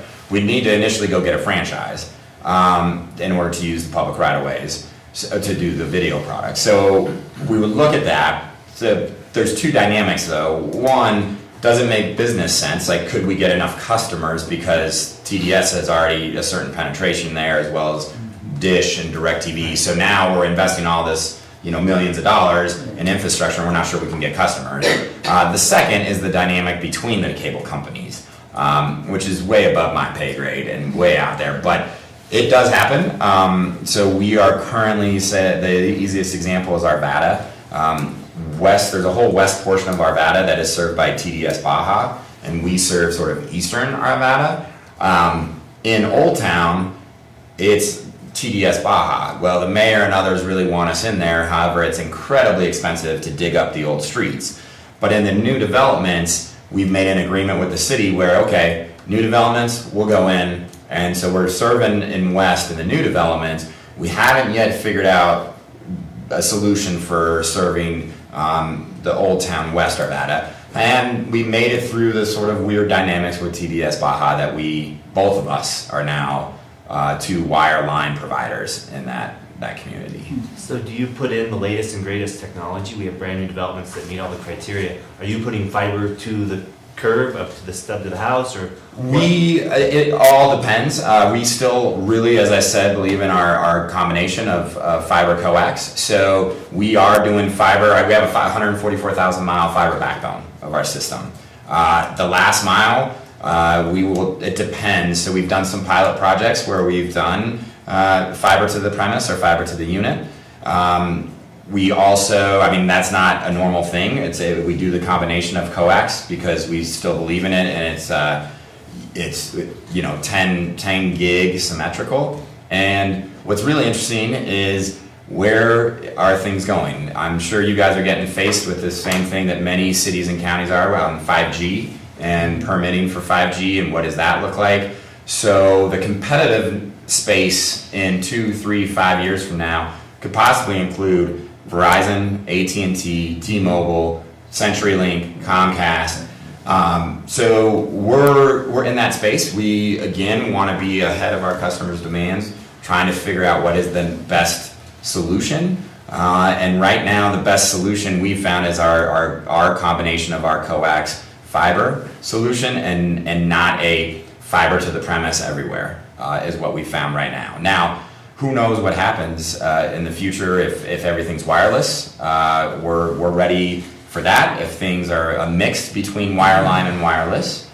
So we launched our mobile product this past May as well. So you can bundle and you can get your cell phone with Comcast. And the way it works is when you are on anywhere where there's a Xfinity Wi-Fi hotspot, you're on the Wi-Fi, and then it automatically jumps over to the Verizon network when you're not. And you don't have to do anything on your phone, you don't have to adjust anything, it just automatically goes back and forth. And so we sell that plan, you can find it online, but it's $45 for an unlimited voice and text and I believe data as well, but I should double check that. I think it's $10 a gigabyte. Well, it's unlimited at 45, or you can pay $10 for your phone, and it's $10 a gigabyte. And then as you get more, so if you're doing the $10 for 10 gigs, you'll get a notification that, hey, you're getting close to the $50. Do you want to switch over to the unlimited at $45? But I can get you more information on that. But why I bring that up is technology is changing incredibly fast. Things are moving very fast, and we feel we're very well positioned in that space. And then the other thing I should mention is, as you probably know, I mean, we've always been a residential-based company for years and years. And when I started was really when they started looking at small business and serving the business community. And that has just increased and grown through the roof, and it's gone through growing pains, don't get me wrong. But when there is a new subdivision or new development, that also comes into play. We have a lot of money right now to be able to use for construction to new businesses, new or old. So please send them my way. I don't know if you know a gentleman by the name of Richard Houle. He lives in Fort Collins, works out of the Fort Collins office, but he's sort of the small business manager. So we always look at new developments and new projects. And so if there's, let's say the housing density doesn't meet the requirement, but there's a handful of businesses, and so we can run the numbers, and now the payback is, we typically try to do a 2-year payback model. If that makes sense, we'll come in and do it. And so things change always too. So if we've looked at something, as you guys know, because you guys are permitting and watching developers, hand over fist change, always reach out to me, or I can figure out who's the right person as we go through, because I really would like to, it's really very important for me to make sure we get our construction team in touch with the right person of the city along with the developers, so everybody's on the same page, because it saves everybody money when Excel, CenturyLink, and us and whoever else can all drop in at the same time.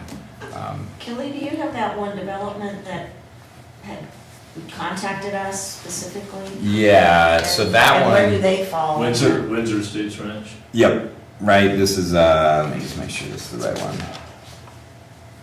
Yeah, Windsor Estate Ranch. So I don't know I'd love to know the background of what got missed or how it got missed at some point. I don't know what happened, but It's been isolated.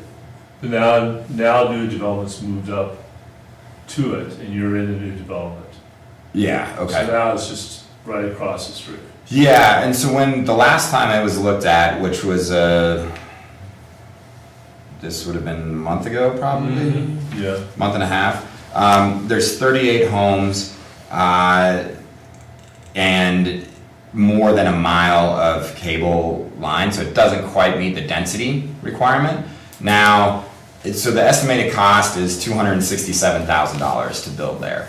What I'm happy to do if the community is motivated is to talk about, do they want to put in some money and we can try to make a payback model that makes sense. And I can definitely have that conversation with our group. I'm also willing to dig in a little bit further and push them one more time to look at the analysis. But as far as I've gotten was under the density requirements, it's not dense enough for us to force us to be there. So that's the first time I've heard that in 3 months, 4 months. You just said something I'd never heard from your group before.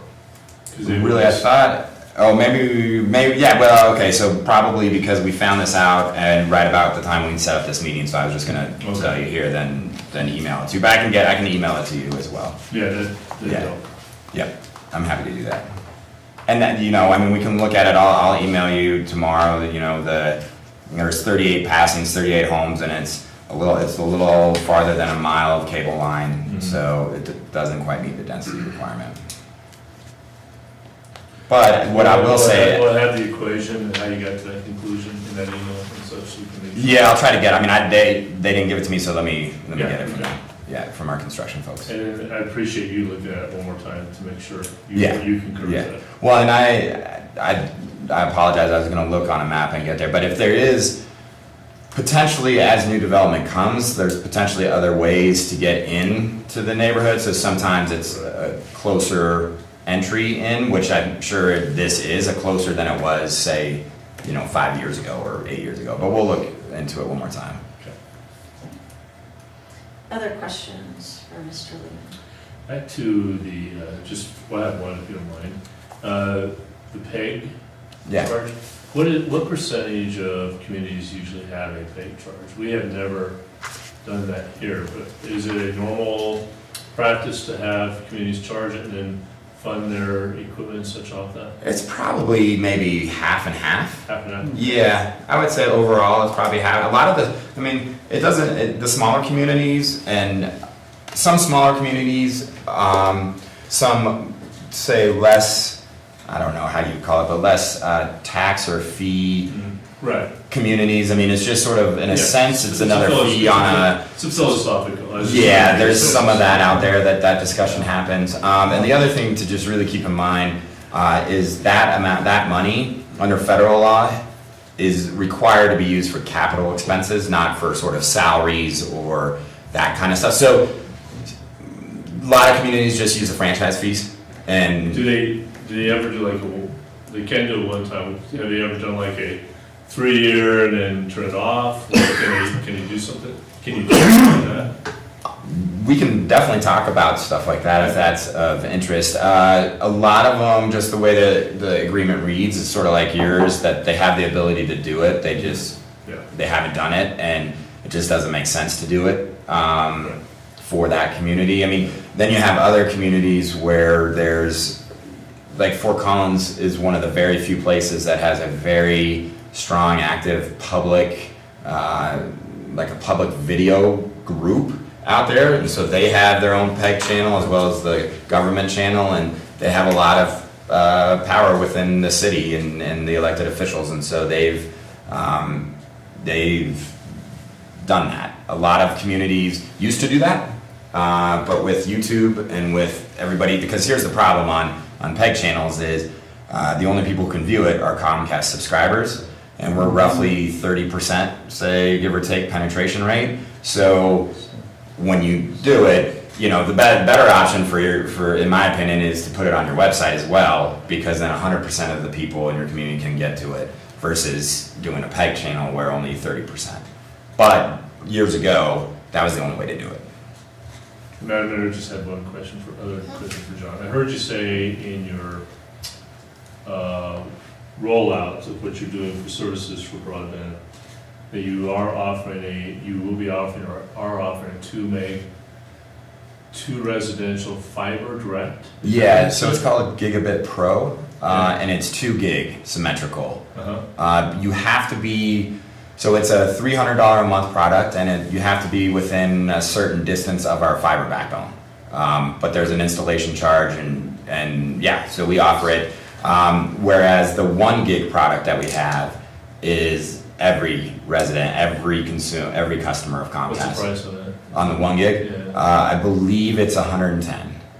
So right now we're testing prices in that, and also in bundling too. So it'll change, I'm sure. That's where it is. So the rack rate is $160. The price for Windsor is $110. But they are changing that. We just launched it in May. So I mean, around the country, we're watching price changes. I was forwarded an article. Google just dropped their price out in San Antonio. So everybody's just trying to figure out what is the price that can actually pay back the amount of infrastructure investment and maintain the system. Then programming wise, we get the occasional alert from Glenn says we're making a change of channel X to channel Y or dropping Z. How do you make those determinations for them to understand how those are made and how do you change do you ever see significant change in the next period of time of where the channels are or anything or? So there's a couple things in there, and I'd be interested if there's any particular channel. Yeah, was there a channel? Well, I think I buy every sports and my wife buys every pay channel possible, and Okay. somehow we lost Red Zone this year. Always had it, turned it on this year. Really? Yeah, and it was now it's part of a different sports package, so maybe I don't have every sports package, but. Would you mind just emailing me? Because that's the first time I ever heard of that. Okay. Yeah, I mean, so yeah, please let me look into that, and we'll dig into that one. With channels generally, a lot of it is viewership. Well, a lot of it is stuff I don't even understand, way above my head, right? It's part of the cost increase of the broadcast fee, right? So broadcasters, the main four, along with ESPN, HBO, etc., their programming costs keep going up. We pass a lot of that through to our customers, not all of it, but that's some of the price increase that you'll see. But why I say all that is, if a show isn't being, or a channel isn't being watched, it still takes up bandwidth. And so at some point or another, a decision is made that says, let's get a different show that more people will watch, because there's, then you can use that same bandwidth. So, I mean, I haven't seen too many. I've probably seen 2 channels that were no longer part of Comcast's network, but it really is. It was some really kind of some sports show that created a little bit of a stir a few years ago when that was, and it was a company-wide decision. Like, this is not decided around here. Then with regard to where it is on the system, typically we really try, particularly like PEG channels, we try to keep that consistent throughout Colorado. So most of Colorado, if you go to channel 8, it'll be the government access channel. There are some areas like in the mountains it's 14 or maybe 22, but we really try not to change those around. The future, again, nobody knows, but there's a lot of companies doing IPTV, internet protocol, so over the internet TV. We're doing pilot projects, testing stuff, but you see sort of CenturyLink, and you see other companies. Layer 3 is a company that's doing it. So I don't know where the future goes, and if it, when we went to HD, we tried to keep channels sort of consistent and that sort of thing, and those communities that have a PEG and HD government access channel is the same channel number throughout Colorado. So we have this one chart, I can't remember, but it's totally irrelevant. But there's a West Coast feed and an East Coast feed. So if you go to the analog small TV in your house, it doesn't have the smart box. Interesting. It's a certain feed. And Really? Yeah, again, I mean, if you don't mind, email me, because I'd love to, I haven't heard that one either, so I'd love to figure that out. So how many folks are you losing annually to pull and plug? Right. And going different routes? You can look at Wall Street and actually see some of the numbers. We had been losing video subscribers up until a year and 5 quarters ago, I believe it was, and then we started gaining slowly. And a lot of it has to do with our X1 technology, this voice remote, being able to do your apps on your TV. Also, now you can watch your DVR anywhere you go in the world with just logging into your account. So with all of those kind of innovative products, we've now seen our numbers increase on video subscribers. So it's not a dramatic increase, but we're not seeing the loss that we saw years ago. So if somebody pulls the plug on Comcast, but they keep you as a video provider, program provider, is that possible? No. No, they still have to get you as a cable provider. But they could just have our internet and not have our video. And then can they get your programming though? Well, there are there's different packages now that are coming out. Like there's like an HBO package, I think, where you can get you can stream, right? So you can stream the channel. It won't be Right. necessarily on your TV, but you can stream. There's packages where you can stream a handful of the Do we get channels. the franchise off that? No, because it's not a cable. It's not. Quote unquote. Yeah.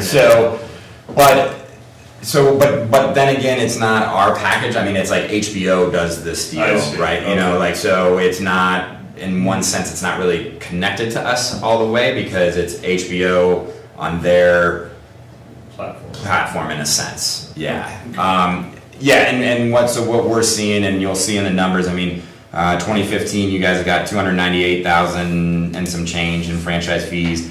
2016, you got 317,000 in franchise fees. So some of that is an increase in subscribers. Some of that is probably an increase in packages and maybe increase in rates, like a whole combination of all.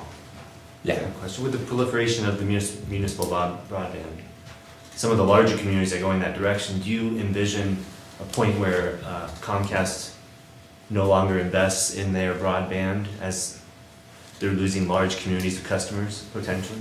No, I would say just the opposite. The way cable was structured years and years and years ago is very different than the phone company, than CenturyLink's, which is our system is ubiquitous. So we have to serve everywhere in the community within a certain density, and when we upgrade, everything happens at the same time. So for us, we just see it as another competitor. Now, we don't really like it for two reasons. One, it gets very complicated when your regulator is now your competitor, and our permits being granted at the same time, are they the same cost? If, say, we were to try to get a permit for a business park, all of a sudden would that city now know that, and then they go in and lock in all those customers, and now just because we went to get a permit, we have no more customers. So it gets into some of these weird issues of regulator and competitor. And then the second reason why we don't like it is Provo, Utah is the best example, where they about 5-7 years ago bonded $41 million to build internet system, a broadband system. And they realized that it was very expensive to maintain and security, et cetera, all of these things. So they sold that system, the infrastructure, to Google for $1 and then raised the electric rates on all their customers by $6 a month for the life of the debt. So not only do the citizens now have to pay $6 or more for no service, we in a competitive world, now Google, who has hundreds of billions of dollars, gets a $40 million infrastructure for $1, and we had to pay $40 million. So in a competitive world, if, for instance, say Longmont isn't able to make it and they sell their infrastructure, $70 million, give or take, they've spent at this point, to CenturyLink for $1, or to TDS Baja for $1, or any, Google for $1, now we're competing against a pretty unequal competitive landscape. So those are sort of the two real reasons why we don't love the municipal broadband. And for me, personally, I just haven't seen it successful, meaning been able to, in a urban metro area, been able to pay its cost and the debt without getting free money somehow. Do you have any cases where Comcast partners with the municipality, where they've built the infrastructure and you've used it? So we're always in conversations. Friday, I met with the city of Loveland. We sat down with our leadership team with the city of Fort Collins, I sat down with them probably 15 times. The challenge for us, so one option that's out there that people talk about is called an open access system. And the reason we don't love an open access system is, so what an open access system is say the city drops a fiber line or we drop a fiber line and now anybody can use it. Two reasons we don't love that is, one, security of the system. We want and need sort of end-to-end security of our system to know who's trying to hack, where it's coming from, how to stop it, what's going on. The second is, if it's an open access system, let's say there's 7 companies using that fiber. Let's say one of those companies overnight drops 1,000 customers on that line. Now our customers all of a sudden get slower speeds, but we have no idea. We didn't have any control over it. So now they complain to us and we have to figure out what's going on, and it's some other company dropped 1,000 customers on there. So sort of those are the two main reasons why we don't love open access. Now, we're in talks anytime. I'll talk to any city. We're in talks with Larimer County, Fort Collins. Larimer County, maybe it can make sense where they, build a middle mile, and then they lease, certain, or they sell us a few of those fibers independently, and so then we still have our closed system, but then they have enough fibers to sell to other people, and we build out Red Feather Lakes. We do the last mile there. No idea. We haven't even started running numbers on that, but definitely open to discuss with cities all the time on partnerships. And really, what I've done in Fort Collins and Loveland is, what problem are you trying to solve? Who is it getting started? Where is it? What's the problem? And let us look into this and see if there's a solution, versus potentially spending $150 million, on something that, who knows? I mean, I had this discussion a lot with the city of Fort Collins. Nobody knows what the future looks like. Is it fiber to the home? Is it wireless? Is it, so we're always open to those discussions. Always open to figure out, is there a way that we can work together? Does streamlining the permitting process allow for CenturyLink, us, and maybe Verizon or AT&T and small cell, everybody get there faster? Is that the problem? Is that it's not fast enough people, or is it too expensive, or whatever the problem is? Definitely always open to the discussion. So can you talk, and then I'll let you go, Paul, but since you mentioned too expensive, because probably the number one issue that I get or see as I am viewing Nextdoor comments and other things, and next to service, and something just I personally have just experienced. If you're a longtime customer of Comcast, you get the raw end of the deal. And it's always the brand new customers who get the best deal. Yep. And that really frustrates, and so what, I mean, and I see it and I hear it all the time. I'm just one of those. We left Comcast partially because we could not get, because we've been such a long-term customer. Yep. There is nothing we can do. We had to find another way through other folks to get our costs in line where we wanted them to go. Yeah. But I hear and see that it's not just me. I hear and see this all the time. Folks who leave, because then they'll say, well, maybe I can come back someday, because then finally I'll get the new customer and I can be a new deal, get the new deal. Yeah. Toaster for the- We, as I said, we are so. You better send him an email. Yeah, no. Well, we are a year and a half. I wish I could get everybody discounts. I can get a tech over to your house, but the problem. So as I was saying, the last year and a half and up through the next year and a half, we're spending $1.5 billion. We have an empty chair that's the customer in every meeting. We hear that. We hear it loud and clear, and we're working on figuring that out. I know our marketing team, our sales folks, our financial folks are trying to do that, to appreciate the long-term customer and not just the new customer. So I think I hope we'll see some changes here soon. We've seen a lot of changes on technology. We've seen changes on focusing on the customer, really, there's never been this amount of, there's something called NPS, which is a national score. It basically is a 1 to 10 ranking of, would you recommend this product and service to your neighbor? Net Promoter Score. So we're doing that. So, Southwest, everybody, a lot of the main companies do this, along with cities, et cetera, to sort of, you get a feedback of, would anybody recommend your products and services? And 9 and 10 are yes, and, anything below that isn't good. And we are, it helps us realize, okay, what work do we have to do? And it gets the highest people to focus on that. So, yes, I hear that. I will definitely pass that feedback back on. And we'll definitely, pay attention, because there's always changes on programming, on packages, on bundling. That's part of the phone thing, was to appreciate our customers and our old customers, and it's a one price. Well, it's right, you could either do unlimited at one, or you could do by the gig data, but voice and text is all free on both, and then you can switch easily. So we're not there yet. We are not there yet, but I will take that feedback back and keep pushing to see if we can keep moving along to get to our customers. Okay. Well, I wanted to first follow up on something Kelly had mentioned about how many customers are leaving. In my business, I'm in a lot of homes, and I know that a lot of people are dropping their landline phone for their cell.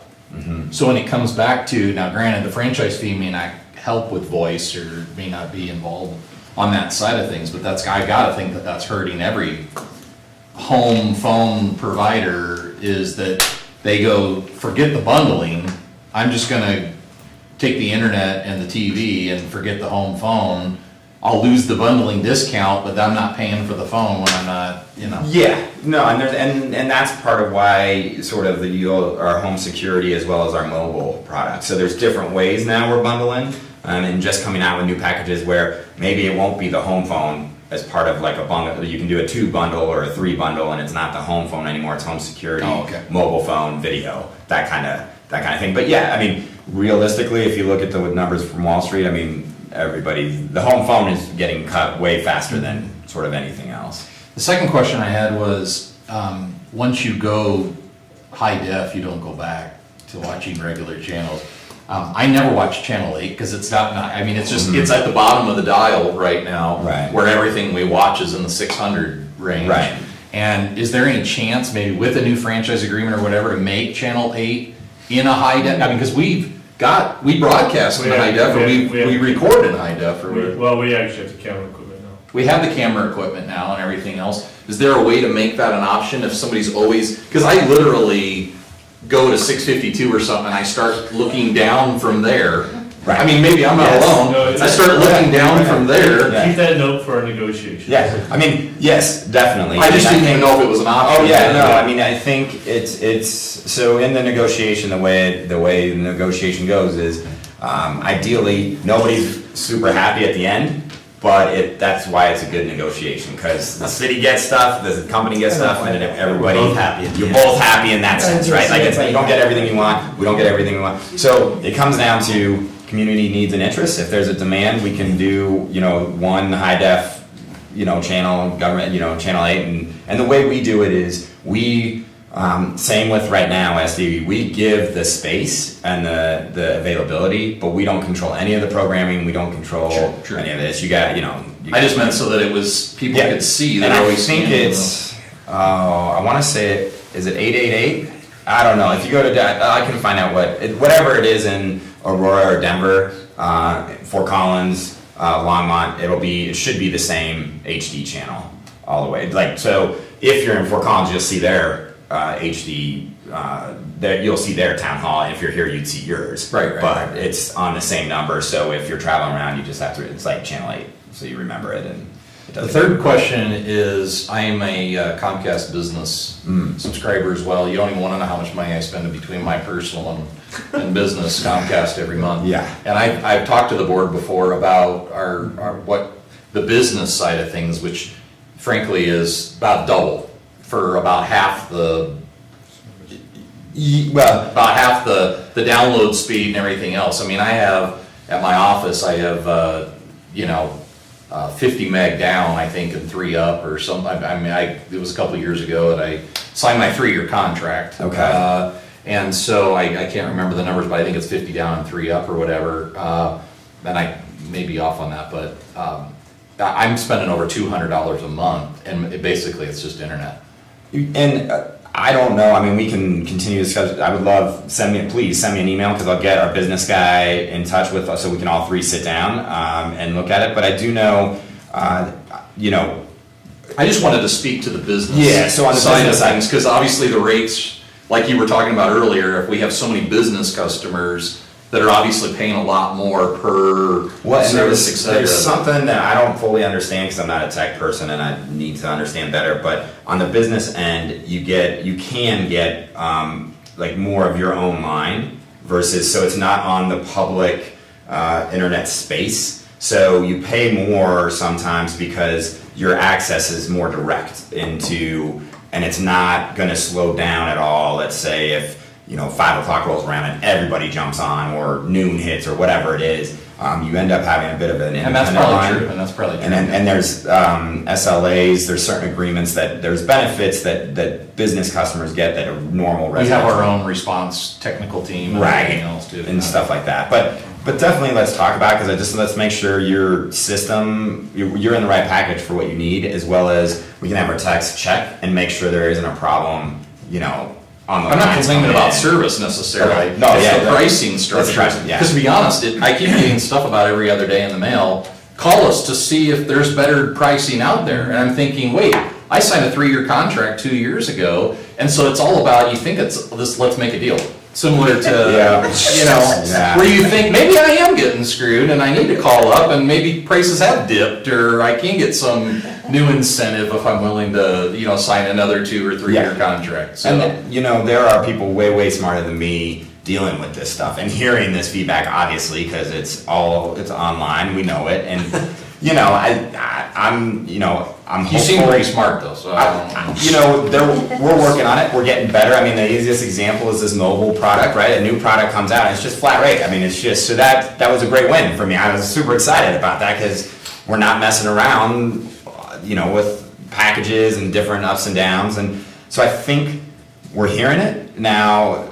How long does it take to shift the Titanic and get things? It takes a while. So it's coming, but we're not there yet. My thing was similar to what she was talking about existing customers and you're thinking, Yeah. what's the new ones gonna? Yeah.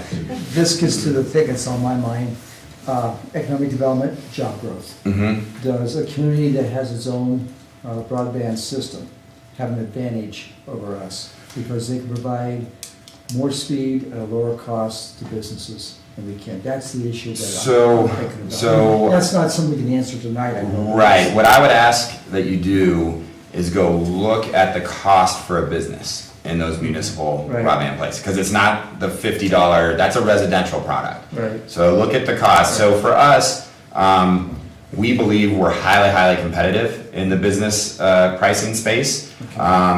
We don't see any, more competition the better. We're not walking away, we're not going anywhere, we are here and we will compete. The pricing, I would just recommend look at the actual pricing on businesses in that economic development discussion. Right. So a question I had, so the franchise agreement is based off the video. Yeah. So when we talk about part of the franchise agreement is that you'll run, video service out to, based off that density equation. But I assume when you run that, the internet and the other services all come with Yep. that. So if you've run video to a subdivision, they can get anything and everything. Yep. And that's the weird part about, it's the 1994 Act, right? So you can't regulate internet. The federal government's the only one that's allowed to regulate internet, but you can regulate video, and it's the same line. So if we're forced to be there, yes, all our products will come when we, that is a case to be made to your representatives and senators, because that DC is where that changes. Well, I'm assuming CenturyLink's probably the opposite coin there. You're regulating the voice service. Right, they're regulated Their by, internet. they're regulated by PUC mainly, so, but they did do franchises for a while. They stopped, so I don't know where they are in that process, but they started doing franchise video, and they would have to go get franchises, and they chose to do that versus just an over-the-top type product and just be regulated by the PUC. So in a handful of communities, mainly on South Metro and Colorado Springs area, because I think that's where their system was the best or upgraded. They have franchises, video franchises there, and so they are regulated by Colorado Springs for video as well as the PUC, under their phone lines. The other question I had went back to channels. Like, I think the latest email we had was about, was it ESPN Classic is going away?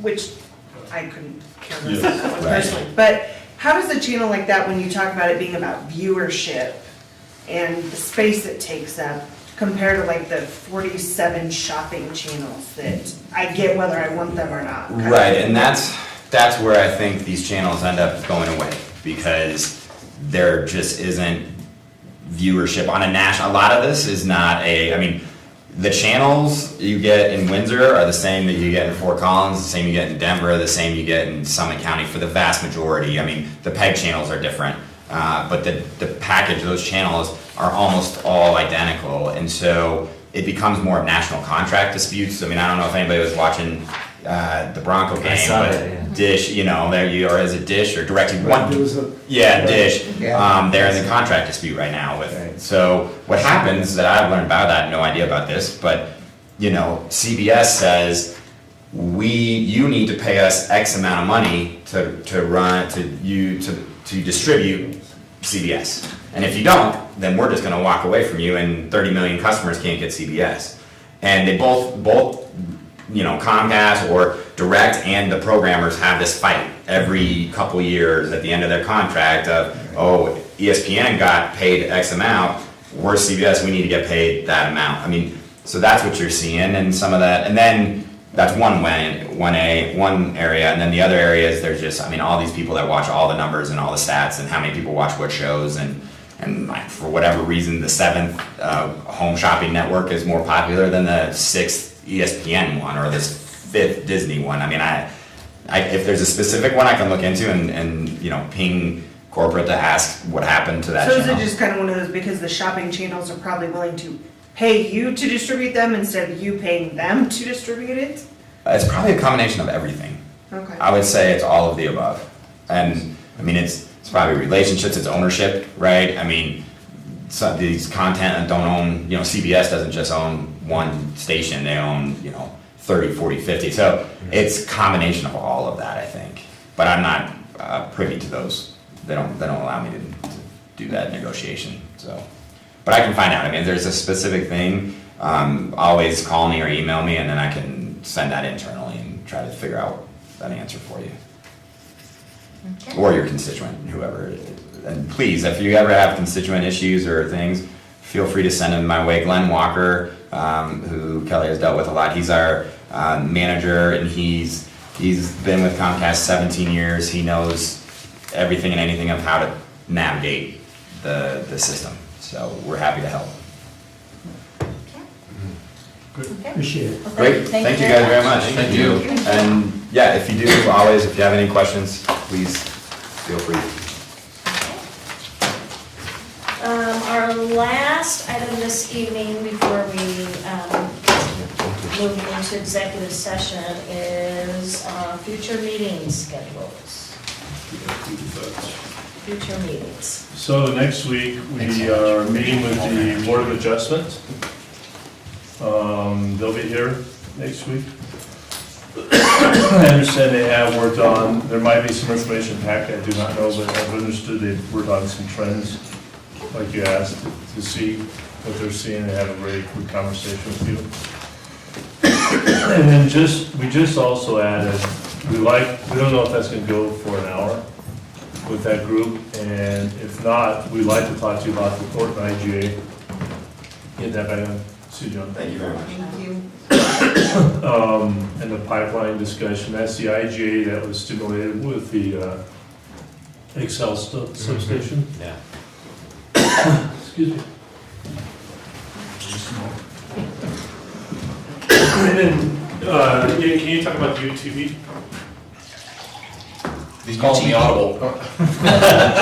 Okay, sure. We're also ready to come back with UTV, Yeah, if you remember that. Utility. Razors, Yeah. Do you care for that? Maybe not. being able to drive the four-wheel drivers. And so that'll be information. We'll put that in your work session, and if you don't get to it, you don't get to it. If you do, it might take 2 minutes. Yep. Or it might take, you say, we need more time on it, so. And then, start with this. So then December 4th, we have the Housing Authority review discussion. Or what I think that is, the Greeley folks coming over to talk to you about what's going on in Greeley, and then the broadband update, which will be timely with that. It's our consultant coming in and telling you what they're up to, and then what they're kind of learning about trends from a different perspective, I think, a little bit. Will you make sure they encompass that housing development on Garden? That is, what is it, like, it's called care housing? Like, who initiated that? Who operates that? I mean, we never see anything That's from that. You That's wanna like a learn- private foundation type of thing, because they have one in Fort Collins. So, yeah, but so I think, but it's in our community and we should maybe You wanna learn a know, little bit more about it? yeah, how did that happen here? Who operates it? How does somebody qualify or who Okay. qualifies to live there? I mean, Yep. all of those things. Where? Down on Garden on the left-hand side, they're kind of yellow. Oh, yeah. I think it's called Care, Yeah, it's fair. I something. don't remember what it stands for. But, I mean, I've never, I mean, It's income I met based. somebody at the American Legion at the Veterans Breakfast who happens to live there. And I just got to thinking, you know, I don't know anything about that. Yeah. It's a very weird entity. We actually lived in their facility in Fort Collins at Trilby and LeMay. And there it was a very interesting thing because it was a condo complex where I think like 4 of the buildings were private ownership and then 2 of the buildings were owned by care housing and rented out. But it was a very weird thing, like for us, Kevin was going to school, I was working, we had 2 kids, you know, and it was based off income, but there was other people who, like, there was one lady, she worked seasonally, and that's it, but her rent was based off that seasonal income. And so they have a very weird structure. I think we should know about it. It's in our community. It's part of probably our affordable workforce housing. Or apparently senior housing too, because this gentleman is like very into senior. Yeah, I'll try. Very, very senior. I'll try and track down some stuff on that.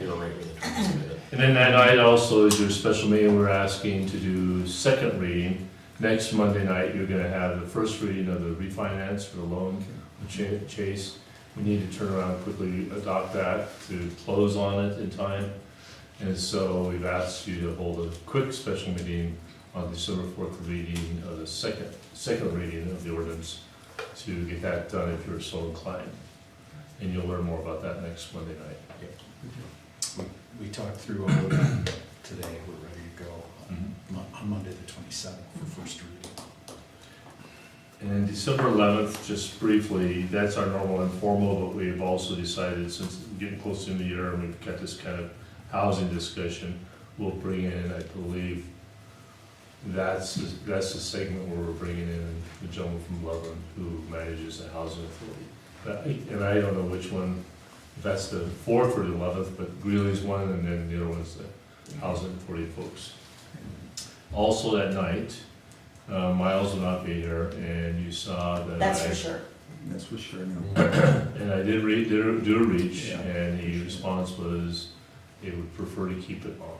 So if you are inclined to change that, you probably need to do that Monday night, or talk about it or something, I don't know how, but just so that folks know. Which are, Kelly, my recommendation, unfortunately, would be to not change it, only because I don't know my January schedule, and I would hate to count, we're going through a major audit at my company, so, and also we have our biggest event of the year, which I've gone to the last couple of years, in January, so I would hate to, I mean, I hate to miss it, obviously, but I hate to put it off and then miss it again. okay, well, as long, until you tell us otherwise, it's on for December 11th. And Is based there a on, concern, like once, because you'll see the packet information, can he give questions to present to, you know, if he's got questions based off the packet material, that then we could ask during the public hearing? I don't know. well, maybe that, Okay. I was gonna say, we can't take anything though that he would say, Yeah. because he's quasi judicial. Right. Well, I wouldn't be here to hear it. You could submit written comments, Well, just like questions you somebody want to- else. Like for the To record. get into the public record, right, Yeah, right.